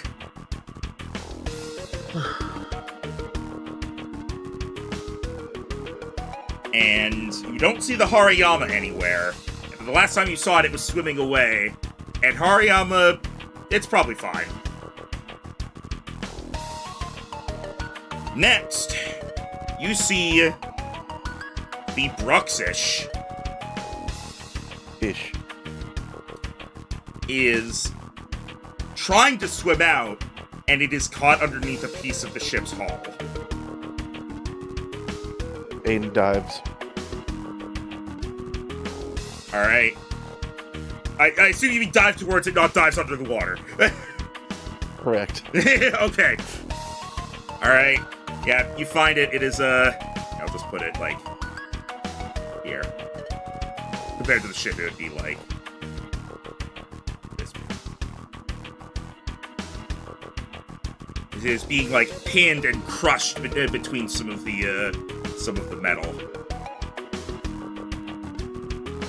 As Reverb's gonna go down there and is gonna try and like use an air cutter to dislodge the metal. Alright, give me a roll with the air cutter. Okay, give me a sec here. I had not updated his thing for that because he was not quite ready for combat yet. Alright, there we go. 17. Alright. That will slice through enough of the metal that the Bruxish is able to wriggle free. And it swims off down under the water. You have saved the Bruxish. I like how you almost sounded disappointed. You have saved the Bruxish. Cade and Travis, Yes. both of you roll a d4 just so I can decide who gets what. Oh, okay. Okay. 3. Alright? What are my rolls today? It was literally just to see, like, who got 1 or 2 and who got 3 or 4 sort of thing. So, alright. As Cade, you see, also near the bottom, the Weezing is floating near a hole in the ship, looking very uncertain. Apollo, let's go. We're gonna go ahead and float, and we can fly over, and go ahead and fly over, and we're gonna like, come on, buddy, we need to get out of here. This place is about to go down. and it's going to like move forward. Its hovering does not quite allow it to hover above the ocean for a long period of time. Okay, Megan. Megan, we need to be careful to be able to not to do anything. But we might be able to get you over to our ship where you can be able to be safe. We can have a Apollo kid who might be able to carry you. You need to make sure not that you don't act as they did any poison or anything while we're helping you. Okay? Please. It seems like it's agreeing with you. Hey, wait, is whizzing gas flammable? It's not that. Apollo? It gives it a voice as it carefully goes to pick to hold Wheezing in its arms, and it helps it carefully move out of the hole and then starts flying off towards the ship. All right, considering Wheezing weighs 21 pounds, I'm gonna say Charizard can lift that. Considering it's able to fly around with a human on its back, so no need to roll for that. Meanwhile, it's the last straw. Falls. Meanwhile, Travis, you see up on the deck of the ship, the Empoleon has its foot. Oh, that guy has its foot stuck. Okay. You do know that even though the Piplup line are water types and can swim very well, they can't breathe underwater. Not for that long, ever. Comparatively. Okay. I'm gonna have Paul fly us in, and I'm gonna make sure the Empoleon doesn't look too threatening as we get close. It looks more panicked than angry right now compared to before. Alright, in what way is its foot stuck? Its foot appears to be stuck in a hole, and the hole has been partially covered by metal stuff. Alright. I hope that makes sense. Is the floor made of wood? No. Floor is made of floor. It's metal. Okay. The floor is made of floor. I'm gonna have Paul use his durian tail to swipe around and try to clear up the debris, as well as dent the floor a bit more in a way that lets Empoleon get free. Alright. So I should roll a fruit flail attack for that. Yeah. 22. Very hefty damage on that as well. Alright, we're able to shatter through the metal, and the Empoleon is able to bring its leg free. And it looks at you for a moment before diving off into the water and swimming off. It can swim its way to safety. It just would have been screwed if the ship sank while it was stuck on it. Yep. Just before it leaves, Travis does the 2 fingers up to his head and then nod at it. Gets back on Paul and flies off. Alright. Alright. When you said the 2 fingers up to his head, well, for some reason I thought you did the call me motion. Well, you know the sign when you bring 2 fingers up to your head and then you wave with it. A little salute. Oh, Yeah. that. Okay, yeah. Alright. And then, as you guys kind of reconvene, on your way back to the ship, you look back, on your way back to your ship, you look back, and you see... It's not there. Oh, the pincurchin. These guys definitely breathe underwater. It's sitting on top of the smokestack, looking very calm. This is fine. It just like a sun, like please. The extremely rare non-water type that lives in the ocean. It just kind of sits, I don't need to move there. that much. It just kind of turns and looks at you, and then it just continues sitting there as the ship sinks. I just imagine But just look, saying, this is going down to the ocean where the seaweed is. like, you just know how freaking when you in like in cartoons like when characters have the eyes closed and has like the upside down U, just like content like pin. Just imagine just enjoying the fucking smokestack like a sauna, just like pin. Pretty much. All right. And with that, I'm sure by this point the Delmise and the Milotic we beat up have awoken. And with that, the ship sinks. As you make your way back to your ship. I still don't understand anything that just happened, but at least all the Pokemon are safe.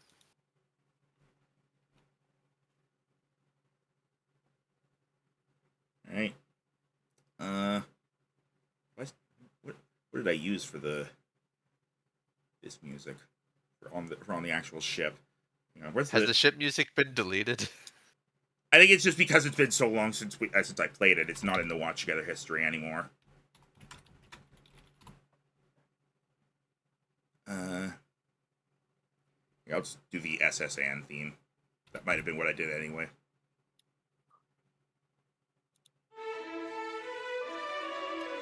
It's that's a little victorious too. Yeah. All right, as you get back onto the ship, where the Chatot flies off to find the captain, as you have this wheezing with you now. Wheeze. Hey, buddy, you okay? Wheeze. Kind of nods as it doesn't sit. It settles on the deck. Time for a big old wheezy nap. Considering the chaos in there, I think you deserve it. You just take a rest, buddy. Wheeze. God, I swear I'm not trying to get into character.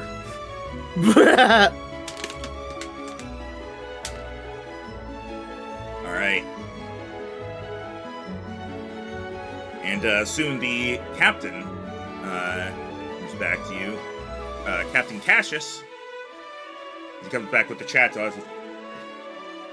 Well, I don't quite understand what happened, but it seems like you're all right and the ship is gone. What happened? We had some theories. It was weird. We landed and immediately got attacked by some alpha Pokemon. We fought them off. We explored the rest of the ship, avoiding fights with more alpha Pokemon. And then, have you ever heard of Volcanion?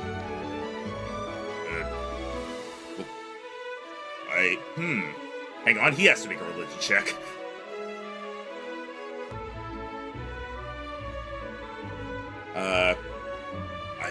I've heard of it. Talked about sometimes as one of the few fire water types. I know it's very rare, but that's about it. Yeah. Yeah. One of those, but way bigger because we think it was Mega Evolved attacked us. And also an alpha, which I didn't think could happen to legendaries. Alpha Mega Volcanion. Yeah. Yeah, it was sounds crazy. It sounds like we're making this up, but this all really happened. Chatot could back us up. They're crazy! No. No, I believe you, but it's just, I believe you. It's just a hard thing to believe in general. I know. So we fought it, and before going down into the ocean, it basically erupted and tore down what was left of the ship before we had to make a break for it. But we made sure that all the Pokemon got away safely too. Yeah, speaking of, you might have a new guest. Yes, is over to the resting wheezing. He looks over at He this was pretty wheezing. chill, though, even when we were on the ship.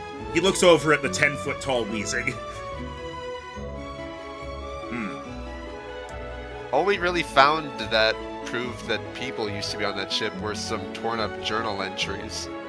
Which Cade would, Cade would have compiled all the things together and then gives them to the captain to look over. I'll have to take a look It seems like they were. It seems like it was some sort of research ship, or at least it was transporting things for some research because it had a containment area, which is not normal, I would imagine. We have no idea how the ship was still afloat. There was a massive 30-foot wide hole in the bottom that went straight to the ocean. I mean, after a certain bit, air pressure can do a lot if it's directly in the bottom and not on the side, but... So we're not fully sure if maybe Volcanion was what was this one of the things that got captured and ended up taking over the ship, or if there's something else going on that because of all these alpha going on that it became that way in the process, or what exactly was the cause of all this. But it seems with us defeating Volcanion or whatever, it must have gotten. We must not have wanted to have the ship around anymore and just got rid of it. Thankfully, the rest of the alpha Pokemon were able to get to safety. Are the storm clouds gone at this point? The storm clouds are still there, but they're kind of they're lightening up. Do you think was the weather being affected by all of this? Do you think was Volcanion producing that much energy it could shift the weather? I mean, weather changes can be just be shifts in air pressure anyway. So considering especially what Volcanion is being with its typing, it wouldn't surprise me. I suppose that's fair. I mean, it is a legendary, even if it's not on the same tier as like a Kyogre or a Lugia. Speaking of, we better hope that the disturbances that happen doesn't cause any of those to appear. I don't quite understand everything that happened, but from what I can tell, the ship is gone, and if the Pokemon are safe, then we can continue. I'll have to talk to some people about this and see if anyone can figure out what happened. Exactly what was going on with that ship. I'll look over these papers later. Thank you. Now, if you don't need us for anything else, I need to go back to my cabin. I'm tired. That Pokemon need to get some rest too. Please go right ahead. You definitely earned some rest. I'll have someone take care of the wheezing here until we're able to get to land. Oh, Cade, you might want to go to the medical bay. You took a bit of a bump during that last bit. That's not a bad idea. As you guys are starting to walk away, the wheeze tries to catch your attention. Hades, who was heading over to it anyway, looks up at it. Wheeze! As it's going to look up at you, and it's going to you know that part of wheezing going. The off head? Well, you see that part that's basically the space between the big head, the small head, and the nub? Yeah. Ah. The tiny hole there. It kind of like motions it toward the handle. It kind of seems like motion it towards you, Aiden, and you see there is something in it, like something stuck in it. Oh, you got something stuck, buddy? Yeah, here you go. Let me get to that. As you grab it, and when you grab it, the first thing you notice is it feels very cold. Ugh. You got ice on you or something? And when you pull it out, it is a very cold orb with a bit of swirling. It is very light blue in color, with a bit of swirling white and purple inside. Huh. It looks a lot like a Megastone. I was about to ask, is this like a weather orb or a megastone? Huh. Light blue, purple. I'm not quite sure. I think I know what it is. Oh, good. Huh. Go ahead, Cade. What do you think it is? Could that be friggin'... Considering the coloring and also it being cold to the touch, Frostlass? Oh, maybe. She's not really awake right now because she put in a lot of work, but I'll talk with her about it. But I'll leave a message after the toad. Yeah, let's let our Pokemon heal up. After that, Aiden's gonna like rub the side of the wheezing. He's also still fascinated by this because this is just an alpha Pokemon. He can get physically close to at this point. He's just curious about like all the differences. Cade would very much be the same way. Yeah, alpha Pokemon are often like thought to be constantly aggressive and angry. It's more like they're very territorial and like they are aggressive, but they are still Pokemon. They're not mindless machines. So like, you know, obviously if you help one or if there's like a greater threat, then it's not going to go attacking you. So Aiden's just also naturally curious about like how big it gets. And if that's like just a thing it can, if that's a thing it attains, or if it's just bored and it's like, oh, that one's going to be an alpha. Do you need to, for the do you need record, help, Ken? this height difference is about accurate. Yeah. What's up, Travis? Travis is going to say to the Weezing, do you need help getting back to shore, buddy? We're a long way off from any coast, and we know you're not a very fast flyer. Whiz. It nods. You can hang out with us on the ship until we reach Unova. We'll drop you off there. Yeah. Whiz. Yes. Keep a window open. It nods again. Okay. I just have a very again, you know how the cruise one is basically it's not just trainers, but almost seems to be like a family cruiser as well. Yeah. Is it better just imagining just us hanging out and then thinking once they realize the Weezing's actually nice? I just imagine some kids actually just like trapped using the Weezing as like a little playground. I don't know if that's recommended for a Weezing. Obviously, but it would be just a funny song. It is a funny thought. It's not recommended. It is, however, funny. As is the mental image of a Weezing just kind of floating about and bobbing on the water of the pool. It's like, look, I'm big enough. If I sink in this, I'm probably still fine. I mean, I think Weezing are generally full of air enough that they do float on water. They just don't really have control over it. Travis looks at this Pokemon that exists by purely floating on the top of this moving vehicle, and he goes, how are you not getting stuck back as the ship moves?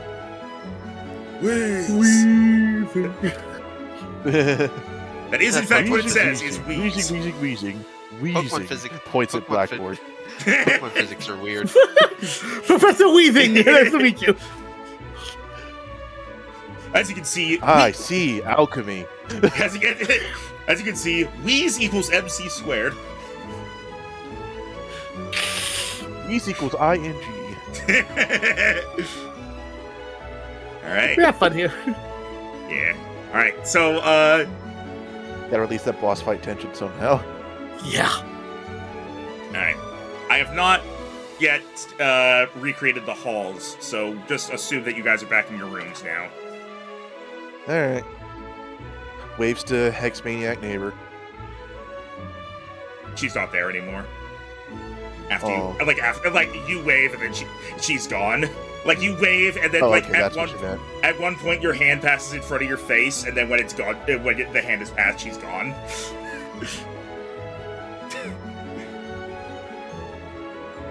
Or were they never there at all?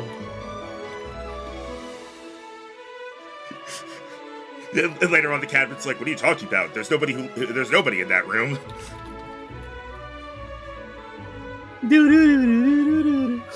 Illuminati music. All right. As the ship continues on, and I need to it's been so long, I actually need to double check what point of the trip we're at. Yeah. We are on the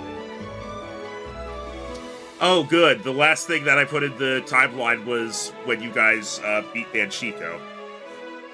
I have not been keeping up on that. Well, okay, the boat left at 4, or left on the 4th. So okay. Alright, man. Days are on you. It is. Has it really not been that long since you caught Bismuth? Bismuth. It hasn't been too long. I've used them a lot, but I guess that makes sense. Yeah. I don't think they've like left my party since I got them. Fair. All right. Yeah, the massive amount of breaks we took between November and now made the timeline a little hard to follow. Yeah. It's like we did the Banshiko thing, because that was on New Year's, and this was it the 4th or the 14th? Well, in the timeline, it says like when it is. It's gonna be on the 14th is when the quiz challenge is. And I believe you guys decided Right. And So it's like it's roughly a week to get there. You left at the 4th. Right. So that way we would have a couple day buffer. All right. Okay. And so at this point, we've just been on the ship, and so you could realistically say at any point between during that week. Yeah. That's the case. The thing I have next is not able to be done because of the map deletion. So let me see if I can think of like a quick filler thing for the rest of this episode. Wait, it can't be done because why? Because of the map deletion. I had already got it set up and then it was gone. That sucks. Yeah. Like, it can't be done Just right. like theater mind it. Can't really.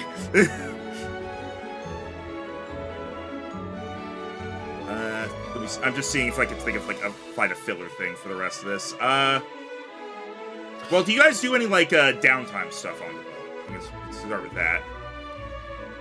Aiden's continuing on that one project you know about. All right. That's kind of in the background thing. Kate would go to get stuff patched up afterwards. Travis is going to get back to studying for the quiz contest. Oh, I should do that too. Let me look at the books I have.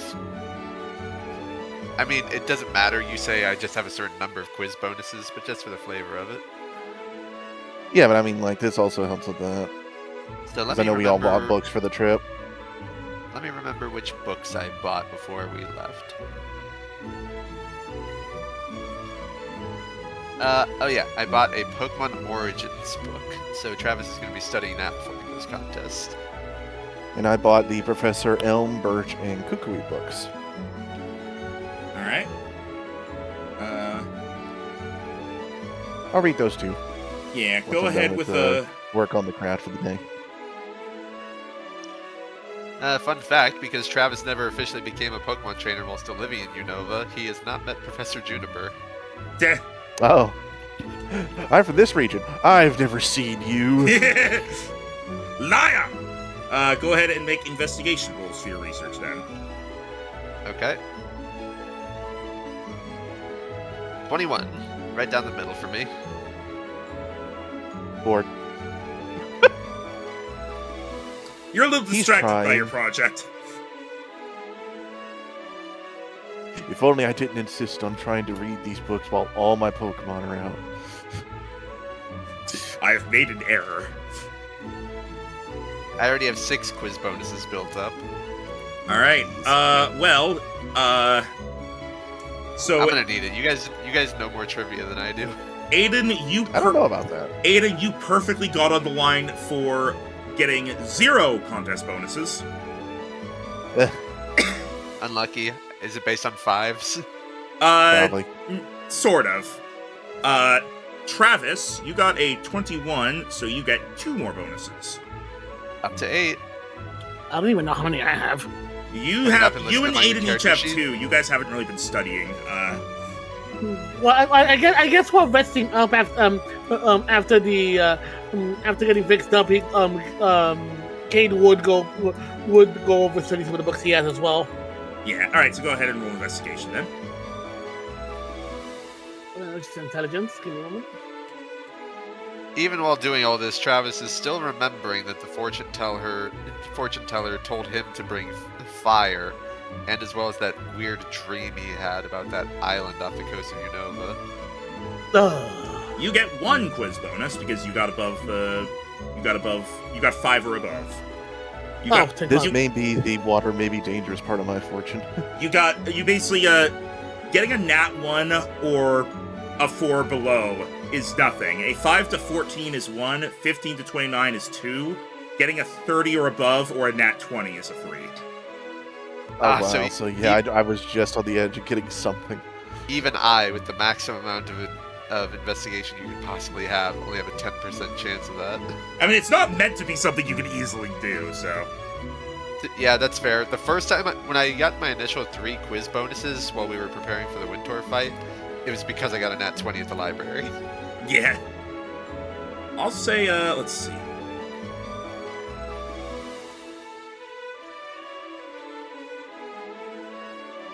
I will... Okay, so this session is definitely going to be shorter, but I'm going to try to at least get everything possible done before the next thing, so that we can jump right into it next time. Obviously, I don't think you expected us to be able to get through with that battle that fast, so you're fine. Yeah, admittedly, no. I thought that battle would be the rest of the session. That's fair. Or I also expected, like, an escape sequence, and then you guys were just like, let's go off the roof. It made sense. I know, and I was like, why didn't I think of that? I could say no, but there You would be could've said- one. You could have said, oh, nope, there's no convenient hole in the roof. But there would be, is the thing, so... with a blast radius that big, it'd be kind of odd if there wasn't. Yeah, so there... Some might say the one direction many volcanoes go is up. All Crazy right. thing is, the only Pokemon I have left on me who can still level up is Mushu, who didn't partake in that fight. That's still lots of XP Yeah, for him, like I then. said, you're going to be the carry. I mean, the one for the ones that can level up for me, besides freaking Banjo being almost a 20, which I'm more likely will be after this. Again, Neptune is currently at 16, but that probably changed, and Polaris is still at 15. So I don't know how much XP this will do. So I wonder how we're going to evolve that to Soldaleo. Might be a quest. Because it can't just be getting it to maximum level, can it? It feels like something has to happen. There probably Also will be try- something that happens. Also, I will say, freaking, even though it's been a quote unquote asleep the entire time, the bonding we have been doing, the bonding that has been going on, freaking, has been a bit that whenever Cade is studying over the stuff, he does have he does have him like just asleep on the bed, quote unquote, freaking, while he's just reading over the stuff to kind of like almost as if reading to him in a sense. Yeah. And then Professor Oak said, according to all known laws... Alright. What kind of book did Professor Cade L buy? told him to shut up. What kind of book did Cade buy? Was there like a specific one he bought? Hold on. Or did you not list that when we bought them at the festival? I had when was that the books I got in the festival? I think I didn't give like specific general stuff. I know I decided to get like some book based off the legends of just because I wanted to just be able to brush up back on my knowledge. I know I had gotten some on just general like Pokemon mythology, making the some of the local legends from Alola that I noticed in there, and I think I might have also gotten some books from Professor Kukui as well. Okay. I was just wondering. I wonder if there even would be any entries on the Cosmog line, seeing as they're not from our dimension. Rug. We'll go... I'll say you guys got your time to rest, and it is now the next day. Another downtime day. What do you do? More studying, that's all I really can do. All I think this time Aiden's gonna try a change of scenery. He's gonna be like up on the deck next to Weezing as he's reading his books. Honestly, I'm gonna say freaking Kid would do the same, like just partially study while also so Weezy's not all cooped up, go out to the deck with him too. So I guess I'm joining you for that then. Since Each Travis next is to a head, and they're looking at each book. Yes. Since Travis is used to studying more than the others, he's actually going to go to the ship's library so that if he finds something in a book, he can cross-reference to a book they might have. The smart choice. All right. We try to balance. We do work freaking work-life balance here. Look, like my fortune said, why have just one goal? All right. True. Go ahead with the investigation rules, everybody. Also, just that image you just gave me, man, of just side to side from Wheezing, freaking going over a book, which just making one head looking at each other book. It's just funny to me. Hey guys, I have 11. I now have 11 bonuses. Jesus Christ! Fuck! Hey! Oh, okay, so Aiden gets 2. And Kate gets 3! All right. What? So Cade is now at 6. Travis is now at 11.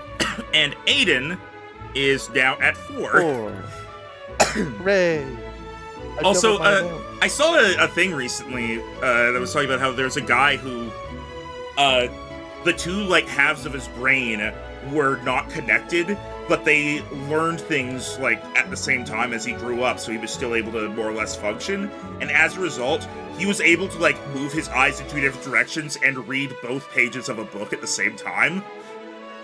Huh? It's like the SpongeBob meme. And then they also point out, however, because the tasks of his brain were not connected, he still struggled with any task that required them to work together, such as buttoning his shirt up. Oof. Oh. Thinking, these bungo dramas have turned sour. Alright. Let's see. I'm pretty sure you guys had you were on the ship for 1 day, and then you had the day of battling them, so that was day 2. And then day 3 was the day with the ship, so then day 4 is the one that just happened. Yes. Yes.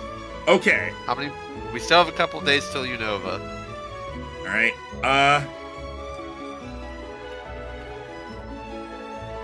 If that's the case, day 5 is also a downtime day. It's the last one you're gonna get.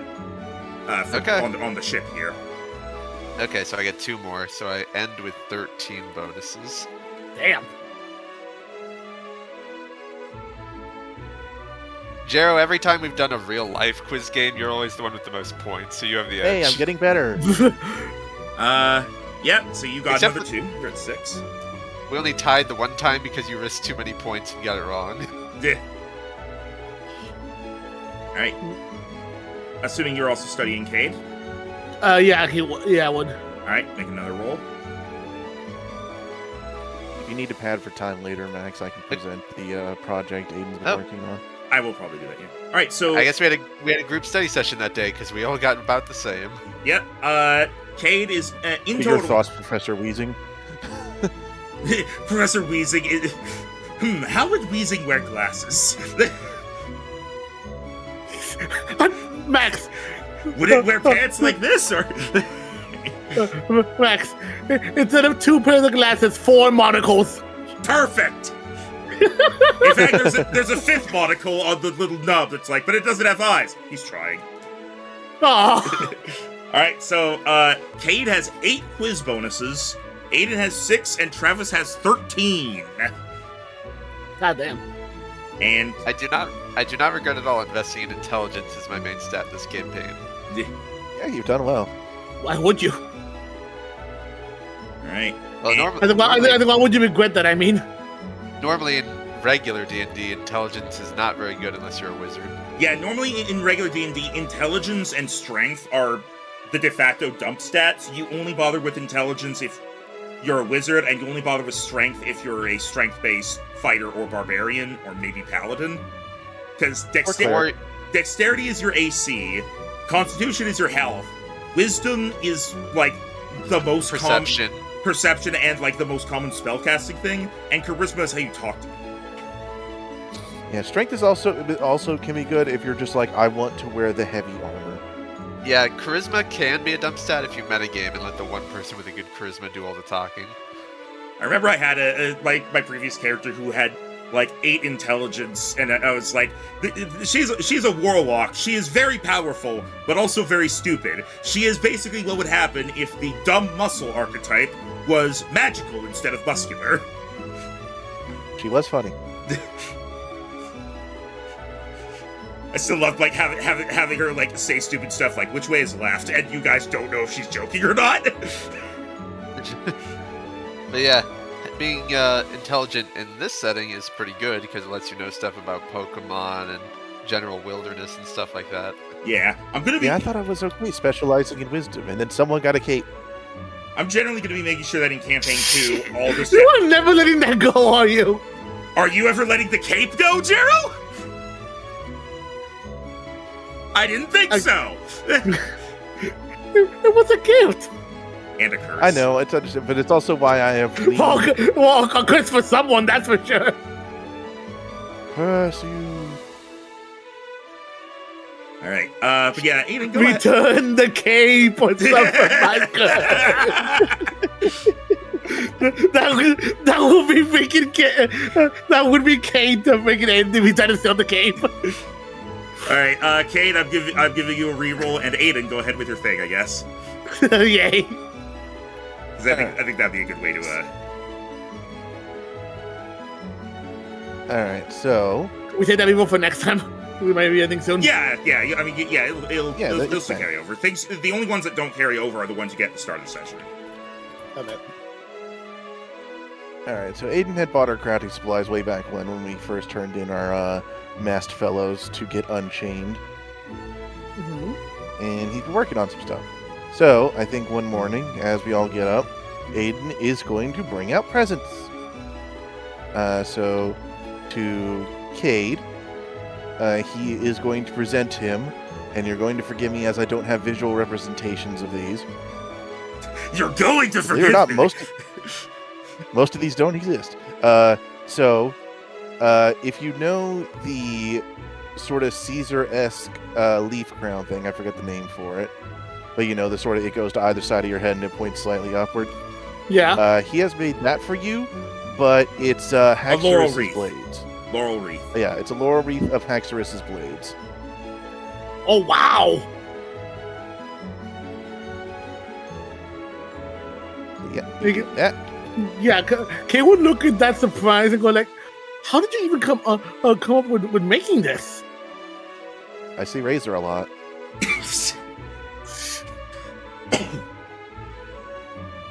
That is just his answer. He's like, it represents Razor. He's right there. See.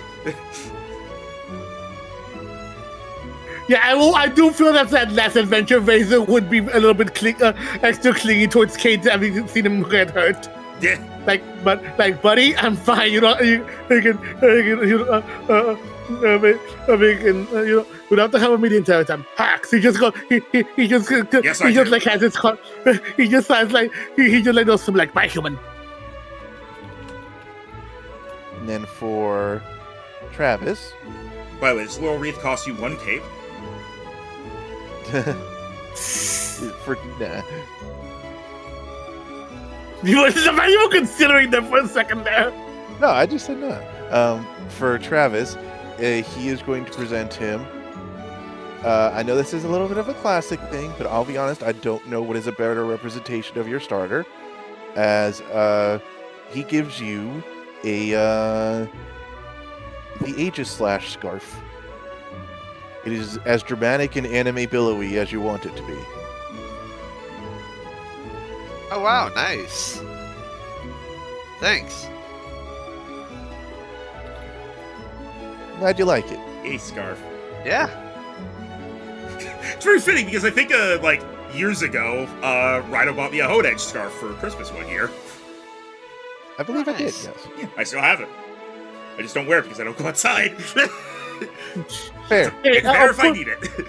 Hey, Max, it makes you feel any better? Again, because gotten so both shoes. I still have the Fallout hoodie you gave me. Yay! I still use it to this day. Yay! I think I still have the Deadpool shirt you bought me, but I haven't seen it in a long time, so I'm not sure. Yeah, it might have got shirts get lost. It happens. I'm wearing And- a Deadpool shirt right now, but it's a different one. Close enough. And I'm also still using the Vault 111 coaster you also got me. It's literally on my desk as we speak.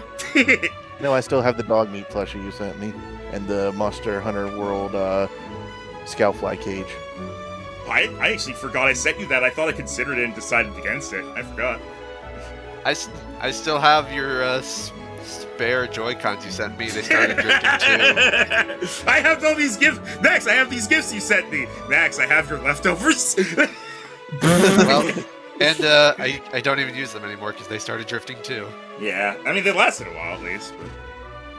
But... I don't know if For considered 2 years a while, considering how long controllers used to last. yeah. Yeah. Even my actual control, not quite Xbox controllers I use for my PC, I feel like I have to replace every 1 or 2 years. Oh, I got a new PS4 controller last year, out of the box, brand new.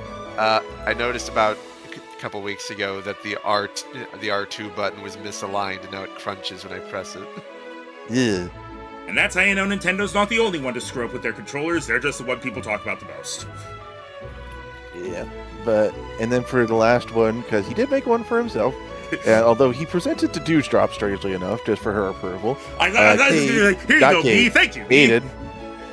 Aiden shows Dewdrop how he made himself a top hat, but around the brim, the inner ring, he has put a little pearl necklace with a little see-through cloth in the back, almost like a veil, but short. So it matches her. And she is very pleased. He said he promises to wear it for the grand contest. Hell yeah. I have had these gifts planned for months. Yeah, a while ago, he must be I want to start working on, this thing, but I don't want the others to know, so can we just sort of say generic, I'm working on a thing, and I'm like, yeah. I've been doing, rolls in the background for, how much progress he got, and yeah, this was easily enough after 3 days of downtime. So yay, starter representation. Now people will know what your starter is. It's not like having them on you all the time will be that giveaway. Yeah, but all the best traders match their style with their Pokemon. Very true. Plus now Cade's gonna go to his Dragon Master V, be like, I also have this. Be like, why don't you have a Dragonair tail?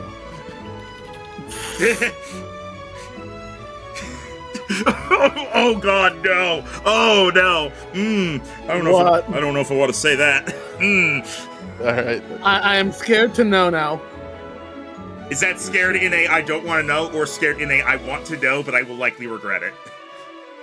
Both. Fair. Just here. You know how Dragonair you know the end of Dragonair's tail has those 2 orbs? Oh no. I'm leaving it at that. I'm leaving it at that. Moving on.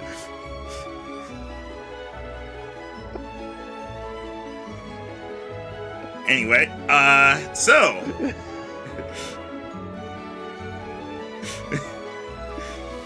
So how about them sports?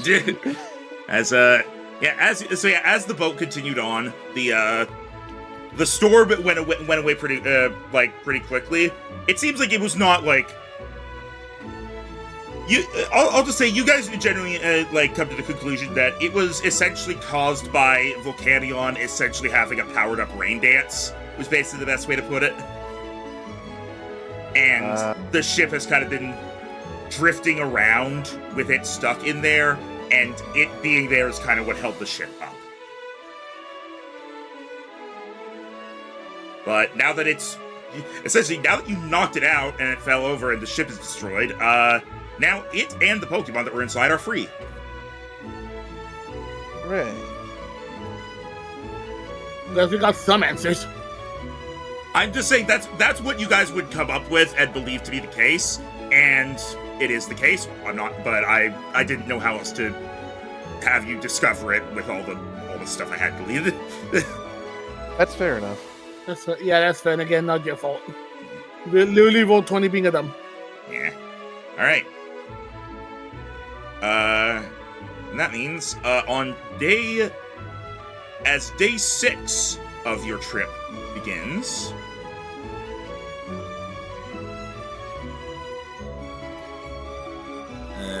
You all get up and you're ready to begin your day. When suddenly, Gasp. the ship is just going along like normal. And in fact, if you take a look out over it, you can see Unova in the distance, coming into view. Ooh.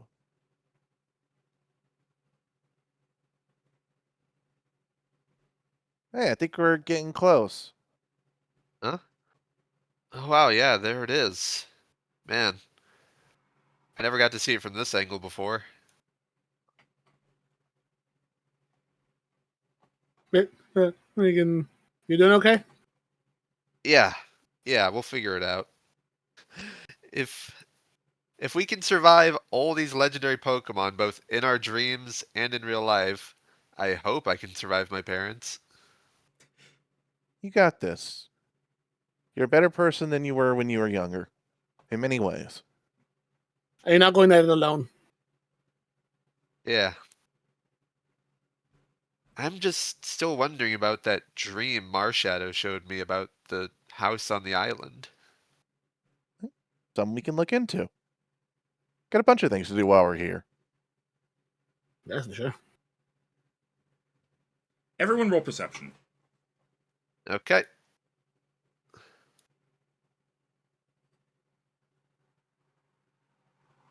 Not me. Yes! Aiden.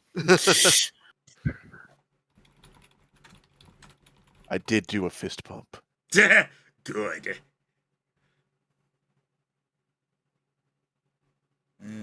We have fished before, Blaze. That's how we got some of our Pokemon. Yeah. That's how I We got just my don't do it too Wilmer. often. Yeah, Rhino literally started the campaign with a water type.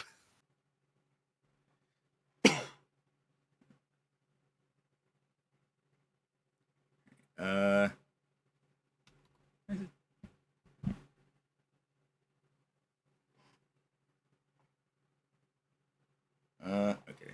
As you guys are, you guys kind of like chat, and you're looking around.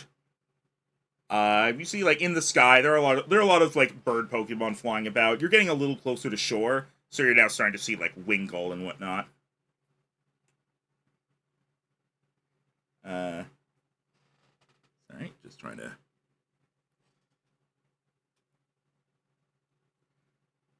Oh, maybe we're going the wrong way. It's usually Ducklet. There's also Ducklet. You're fine. All right, and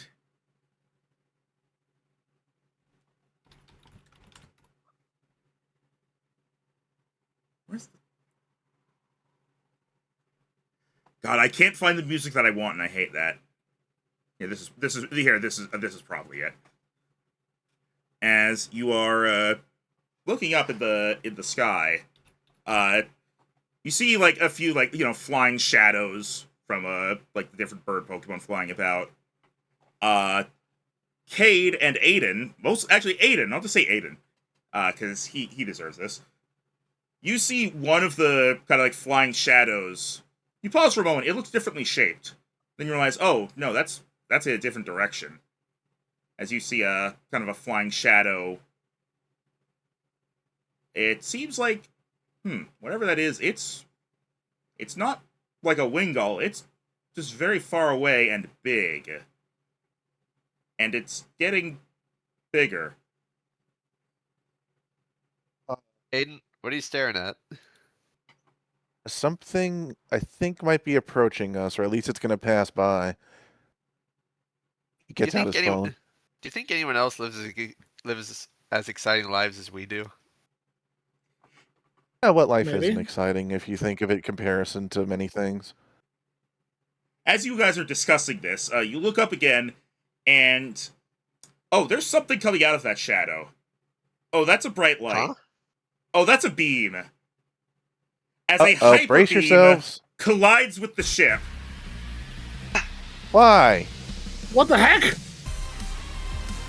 What the hell is going on? Love As this music. the ship rocks back and forth. As other Ship people, is not a ghost type. other people around are kind of stumbling, like panicking, as another beam hits the side of the ship, carving a line hole through the hull. What the heck? How far out are we from the? How far out are we from the harbor? Pretty far. The ship's never gonna make it to the harbor at this point. As the shadow flies overhead, it turns around to make another pass. Everyone This is roll sounding familiar. everyone roll perception. Okay, If this is who I think it is, better, but not good enough. I'm curious who you think it is. yes. Kate I'm can't curious even beat. Kate can't even beat that unless he gets an at 20. Not yet. Should I say my guess now, Max, or shall I let you dramatically reveal? Well, as you look up, it's still pretty high up, so you don't see everything. But that's a salamence. Oh, okay. What did you think it was? Oh, wait, Shadow no. Lugia, are you doing it again? Wait, unless Cade, any thoughts on Salamence attacking random ships? not particularly. This is maxes me out of character.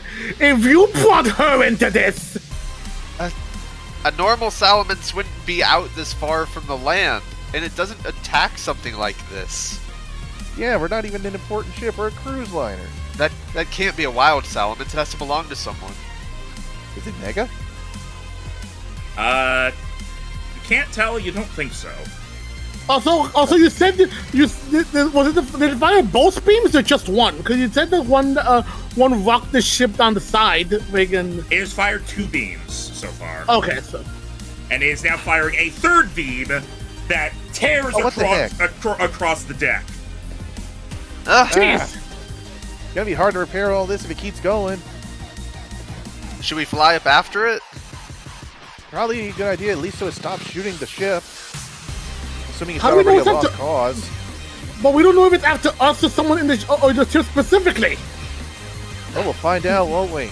There's not much we can do to repair the ship from here. We have to rely on the crew to do that. Fair point.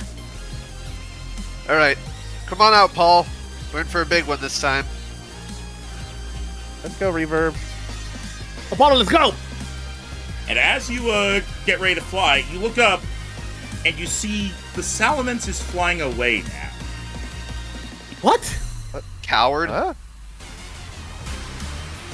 As it flies off, the ship is still rocking around the Christmas tree as the hyper beams have severely damaged the hull.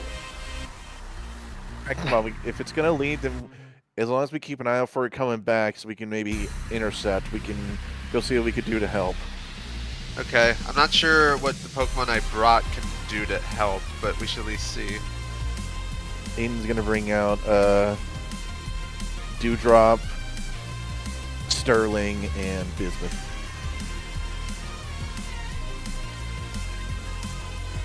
He's going to work on like the lower down ones if it's actively leaking in places. He's going to have Dewdrop use Ice Beam to try and help seal up holes.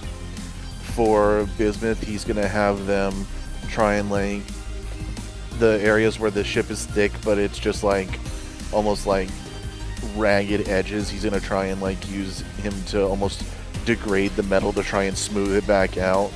And then for Sterling, he is going to actually use his intelligence to see if he can determine what areas are of highest priority in order to get repaired and try and sort things in order of things that need to be dealt with first, and then how to efficiently do it. The damage to the deck is irrelevant. That won't really cause much of an issue. Damage to the hull is the problem. What are your thoughts, Supercomputer Pokemon? Okay. Kate is going to, with Apollo's help, be able to help out around be able to just to be able to try to help in like absorbing like giving like an overlook of the area to be able to help out people across the entire ship. Voodoo is going to let out Voodoo out as well to be able to pretty much be able to go towards be able to just go to like the innards of the ship to just be like he can assist in case in case they need help with repairs down below, like just like being able to be like like muscle go to places that other sailors can't. And Neptune is going to be swimming over to the side just to be able to help out anyone that has possibly either gone overboard or see if they can be able to use some of their attacks to be able to try to do like some outward repairs, even if it's just holding the ship together. All right. Once Dewdrop runs out of Ice Beam, I'm gonna bring out Vichy Swall and debate using the Mega Stone. I'm gonna have Paul come out, and since he has the healer ability, he's gonna start going around the ship and seeing if anybody is injured and trying to. If he can't heal them, at least try to give them some numbing spores to help with the pain until it can be dealt with. And he's also going to bring out Abyss to look around the seafloor to see if there's any damage down below that needs to be addressed. And he's going to have Mechalodon out because with the download ability, it's really good at being analytical and it can help examine the damage to the ship to figure out what needs to be dealt with. He and Sterling can compare notes.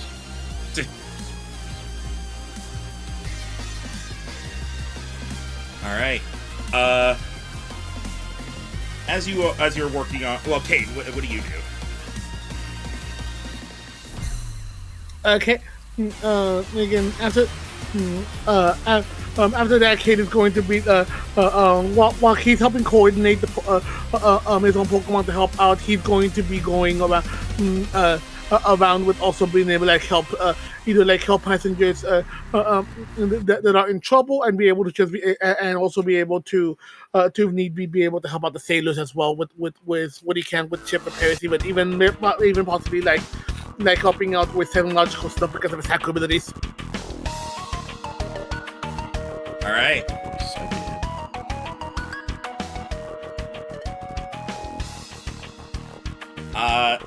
Between it all, you guys, you are not the only ones who are trying to keep the ship from sinking. A couple other trainers are trying to do what they can, and obviously the crew is running around. Eventually, you are approached by Stefano, if you remember him. Yeah, I do. He big. As he runs up to you and says, "Captain, see you." Okay, I was gonna try to go. I was hoping we could find him so we could tell him what we saw. Down. Thanks. Okay, we'll go to the lower. We'll go to the lower deck. Okay. Right. As you head down, Stefano kind of like leads you to read this together real quickly.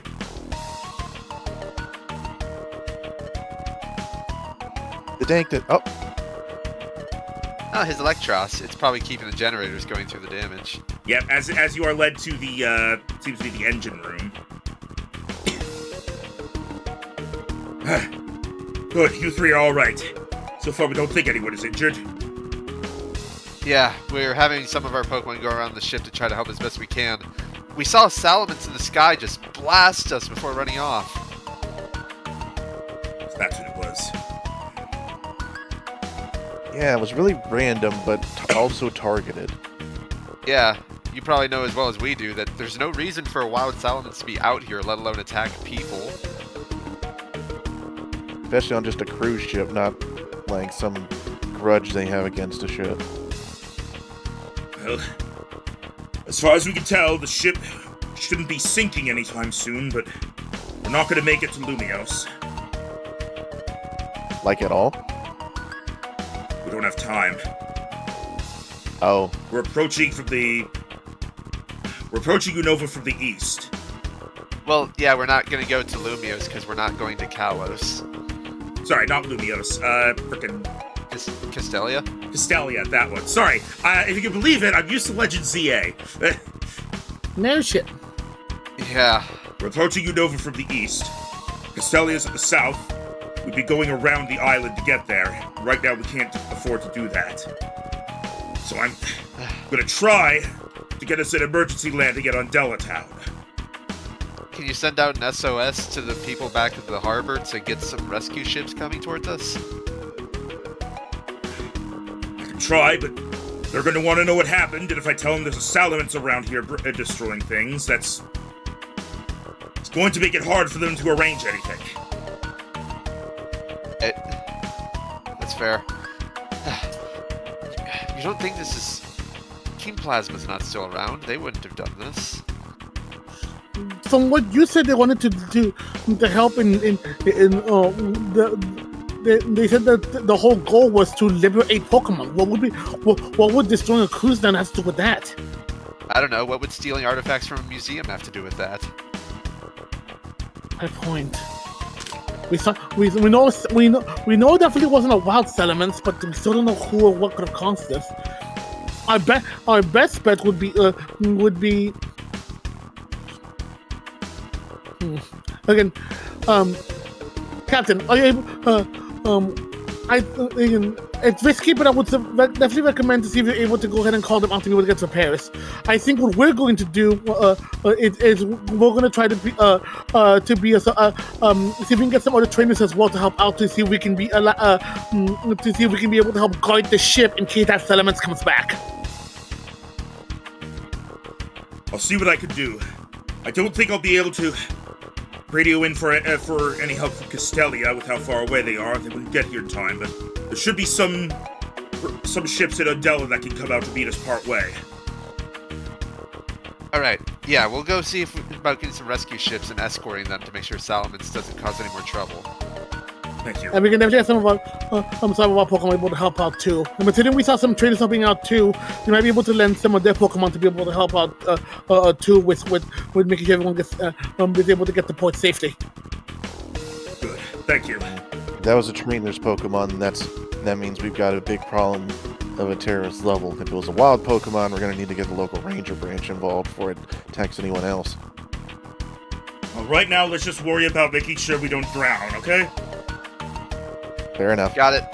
Let's go. So you all basically hop onto your flying Pokemon and are going to basically keep watch. Yeah, I'm gonna take Paul off his duty since nobody seems to be hurt on the ship. I'm gonna bring Paul with me, and we're gonna try to get to the harbor to let them know that the ship is at risk of sinking. Yeah, there are some people that well no, he's gonna radio the harbor to get help, and you're gonna guard to make sure they don't get attacked over there. But there are some people that got hurt, but it wasn't anything serious, so they have been more or less healed. To say, you wouldn't be able to fly all the way to Undella Town from here, but you are able to fly enough that eventually, I'll say, this happened in the morning. Around evening, you're able to kind of catch up with a ship that they've sent out to help with repairs. We were a lot further than I thought. It's amazing how much slower you go when you're trying to stay floating.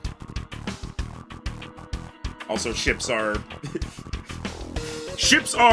probably faster than a flying Pokemon usually. Yeah. All right, as the ships are making their way towards the Royal Unova, everybody roll perception as you're keeping watch. Yeah. Besides us, Kate, while helping organize defense, almost like a defensive perimeter, Kate would have gotten other seasoned organizers to be able to help out too. So besides us, would there be any other trainers, Pokemons out helping out too? There would be a couple. There aren't. Not everyone here is a trainer, and not everyone who's a trainer has a Pokemon that they can fly on for long periods. But there are, I'll say, two other trainers that have, one has a Charizard. So you approve that. And the other one has, I'm totally not scrolling through the list right now. And The other one has a Braviary, as they are kind of flying around to try to keep guard on things. All right. I think everybody gets to use their passive at that with this. I think My passive Aiden is hit- 21, so no difference. Yeah, Aiden is the best again. All right. My time is now. You do not see any other. You don't see the Salamence coming back. You're keeping an eye out. You see, there are still flying Pokemon like Wingull and whatnot that are like startled by you. Wingull and Ducklet and Swanna are like avoiding you, kind of quacking at you like for taking up their space, not understanding what's going on. But you don't see anything that dangerous right now. As the ship continues along, this is obviously a long trip, so as the sun goes down, as you've been at this like all day. How are we supposed to keep watch for a Salamence in this darkness? Realistically, it's not going to be easy. We need to try to do what we can. We're already sort of doing it in shifts, so we can still be able to rest. But still, we need to try. We need to do what we can to be able to give the shift time to get prepared. As eventually, the ship gets close enough to the Royal Unova that it comes to a stop, and people start getting off the ship, heading over to start help repairing things while you continue to keep watch. Give me another perception roll, everyone. And since it is now dark, give me at disadvantage. So, Cade, you have to roll normally. Oh boy, I'm gonna suck on this one. 12 on both, and it's still bad. I've barely reached double digits with these. Aw, Rhino's nat 20 got turned into a 21. Still the best one here. All right. One alert. There is, as far as you can tell, still nothing dangerous coming this way. And eventually, as you continue to keep watch, I think this is the first time on campaign this is happening, but I need people to roll against exhaustion. Yeah, Are you also actually wait? Are you guys on your Pokemon this whole time? I would imagine not. No, I imagine not. I think Aiden sometimes takes a lap high in the air at times, but others he's just walking a patrol around the deck while Reverb is perched somewhere high, just looking. Okay. Then I'll just need the group of you to make rolls against exhaustion. Everybody Constitution saves. Yep, Constitution save. I'm good. As this started in the morning and it is now approaching sunrise. Aiden's good. Alright, Cade, let's see your con save. You also get a 25. The time is now. Hold on. But I don't have a con save, so let me just do Constitution. Alright. Yep, you're not proficient in it like we are. Alright. Okay, you're good. Yeah, alright. You're all still fine. You're all relatively used to staying up late, and you're not quite used to doing this much stuff, for 24 hours straight, but, eventually, as the sun starts to rise, the captain is able to kind of call you over and says, well, it's good news and two pieces of bad news. That's not good. Which do you want first? Bad news first. Bad news. Well, the first bit of bad news is we're still not going to be able to make it to Castelia. That's minor in the long term. The other piece of bad news is that with how the ship is damaged, it's going to take weeks to get it properly repaired, even once we do dock. Relatively minor, given immediate concerns. I mean, it means they're gonna have to send out a lot of rescue ships to get people home. Well, no. The good no, news... he means he can get it into shore, but it's not going anywhere after that. Yeah. The good news is we're going to be able to make it to Undella Town. That's good at least. All right. Okay. We're going to be making it there, I would say, probably this evening. Okay. So we'll be arriving there That's good. not too long before we would have arrived at Castelia. So I hope this doesn't affect your time frame too much. No, we it's gave okay. ourselves a bit of leeway, but evidently I don't know the exact distance between them. We may just have to book it or see if there's a taxi system in this country. We'll figure it out. We didn't see the Salamence or anything else flying by on the way there or back.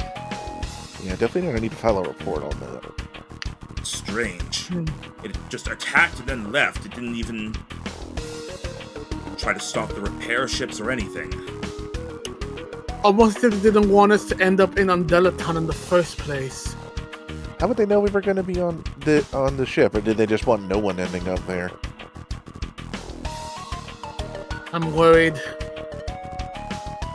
Because it's one thing to just attack out of the blue, but they didn't go for anyone specifically. They didn't make sure that that the ship went down. It's that they specifically didn't want us to reach the town at all.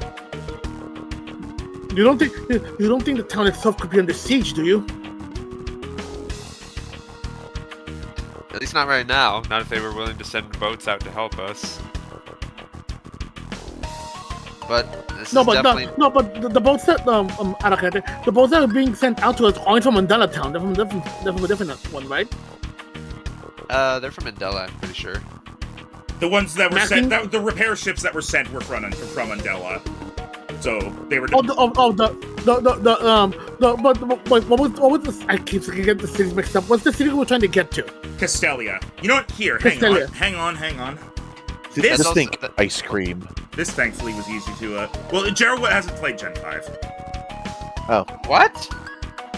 I told you, freaking. For me, I went from gold all the way to X and Y. I skipped I never played the Black and White series. I well thought then, Jiro, you have stream fodder. by now you would have emulated them. All right. So basically, you guys are we're trying to get here. This is where you were trying to Okay. get.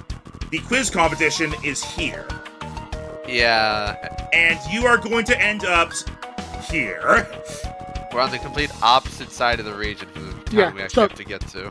Yeah, so what I was trying to say is that the place the initially we're trying to get to is here, which is Castelia Town. What if the Salamence wasn't trying to just stop wasn't just going for the ship for no reason, but or for someone specifically, but was just trying to stop them from being able to get to Castelia at all because maybe someone or some people have taken over the city. That's the one feel I'm like thinking of. That's a lot of paranoia. You could be right. Not exactly impossible, but if they were trying to stop a cruise liner from getting to a city that big, I feel like they would send more than just a Salamence. Yeah, this is weird.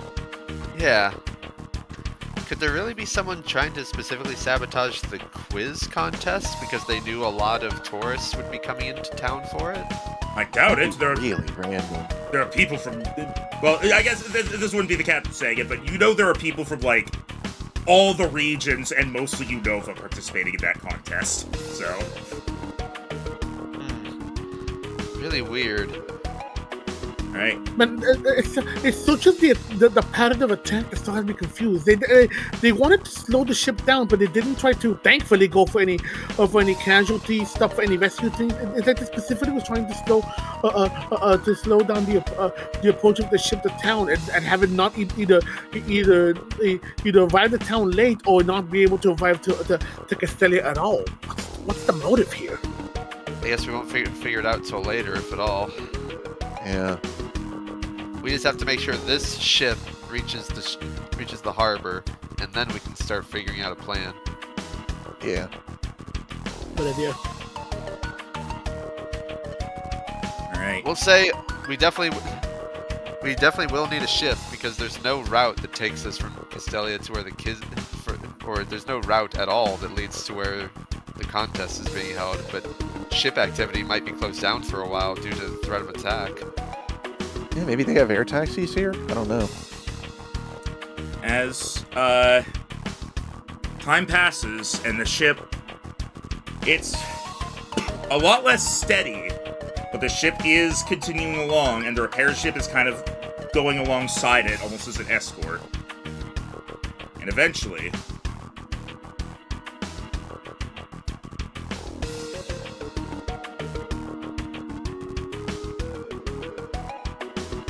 we managed to reach Undella Town. Okay, we can rest easy now. As it is currently... Hey, look, worst case scenario, it's like 3 long routes. It is currently the evening of the 10th.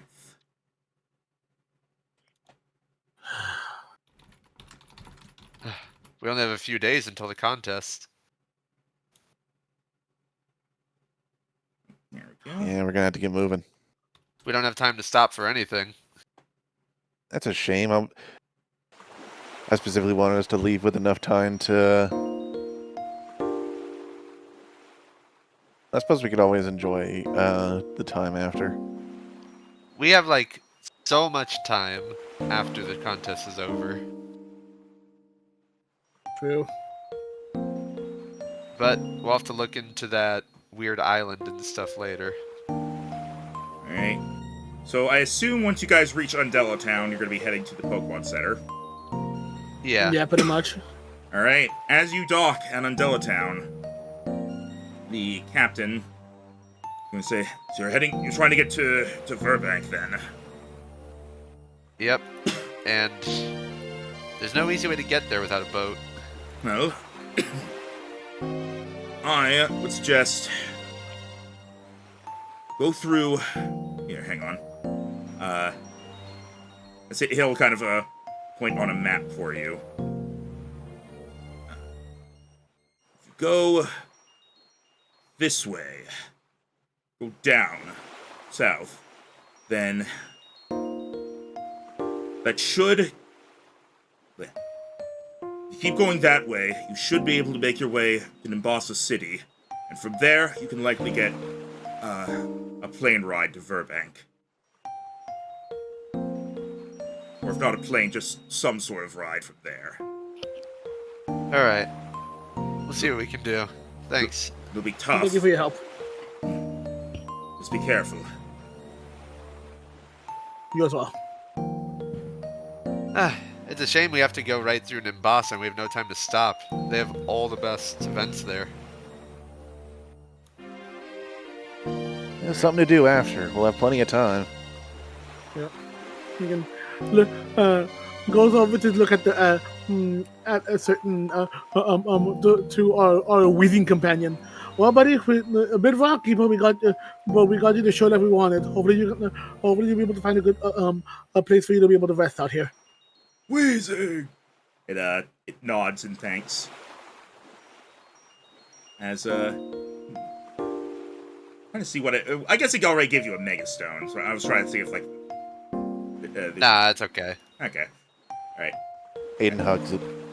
Wheeze! And it's going to, hover off. Congratulations, you've introduced wheezing into the ecosystem of Unova. Everyone dies. Oh, we are far from the only people that release Pokemon. We are literally going to a city that has a poison gym. I was gonna say, they don't have coughing, though, that I realized the band name is, like, Coughing and the Toxics or something. Which, by the way, is a stupid band name. I'm sorry. Oh, I wonder if for the contest they got gym leader Roxy to put on a show for the people. Her music's not to everybody's taste, but I really like it. Are you ready for some questions? Her music's not Good to... answer. Her music's not to everybody's taste. Meanwhile, her music. P-O-K-E-M-O-N.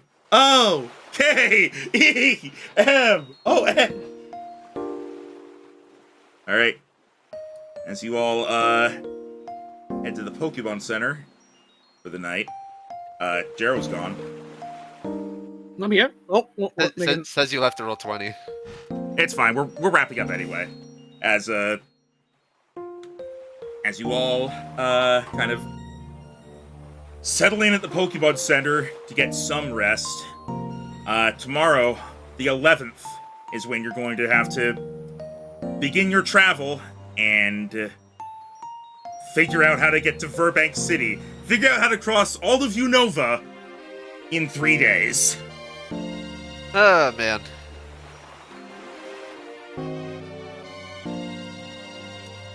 But, until then...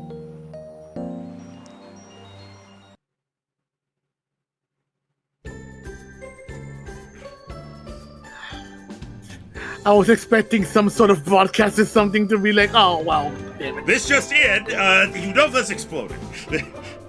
Jesus. You're all dead and you don't even know it. So you have made it to Undella Town. Not quite where you were trying to get, but you're in Unova, and your feet are down on firm terra firma, as they say. Though you didn't drown at sea, and you have a rough idea of how to travel. Also, I should correct, what the captain said is go this way through Nimbasa to Driftvale is where you would be able to get a ride. Oh, okay.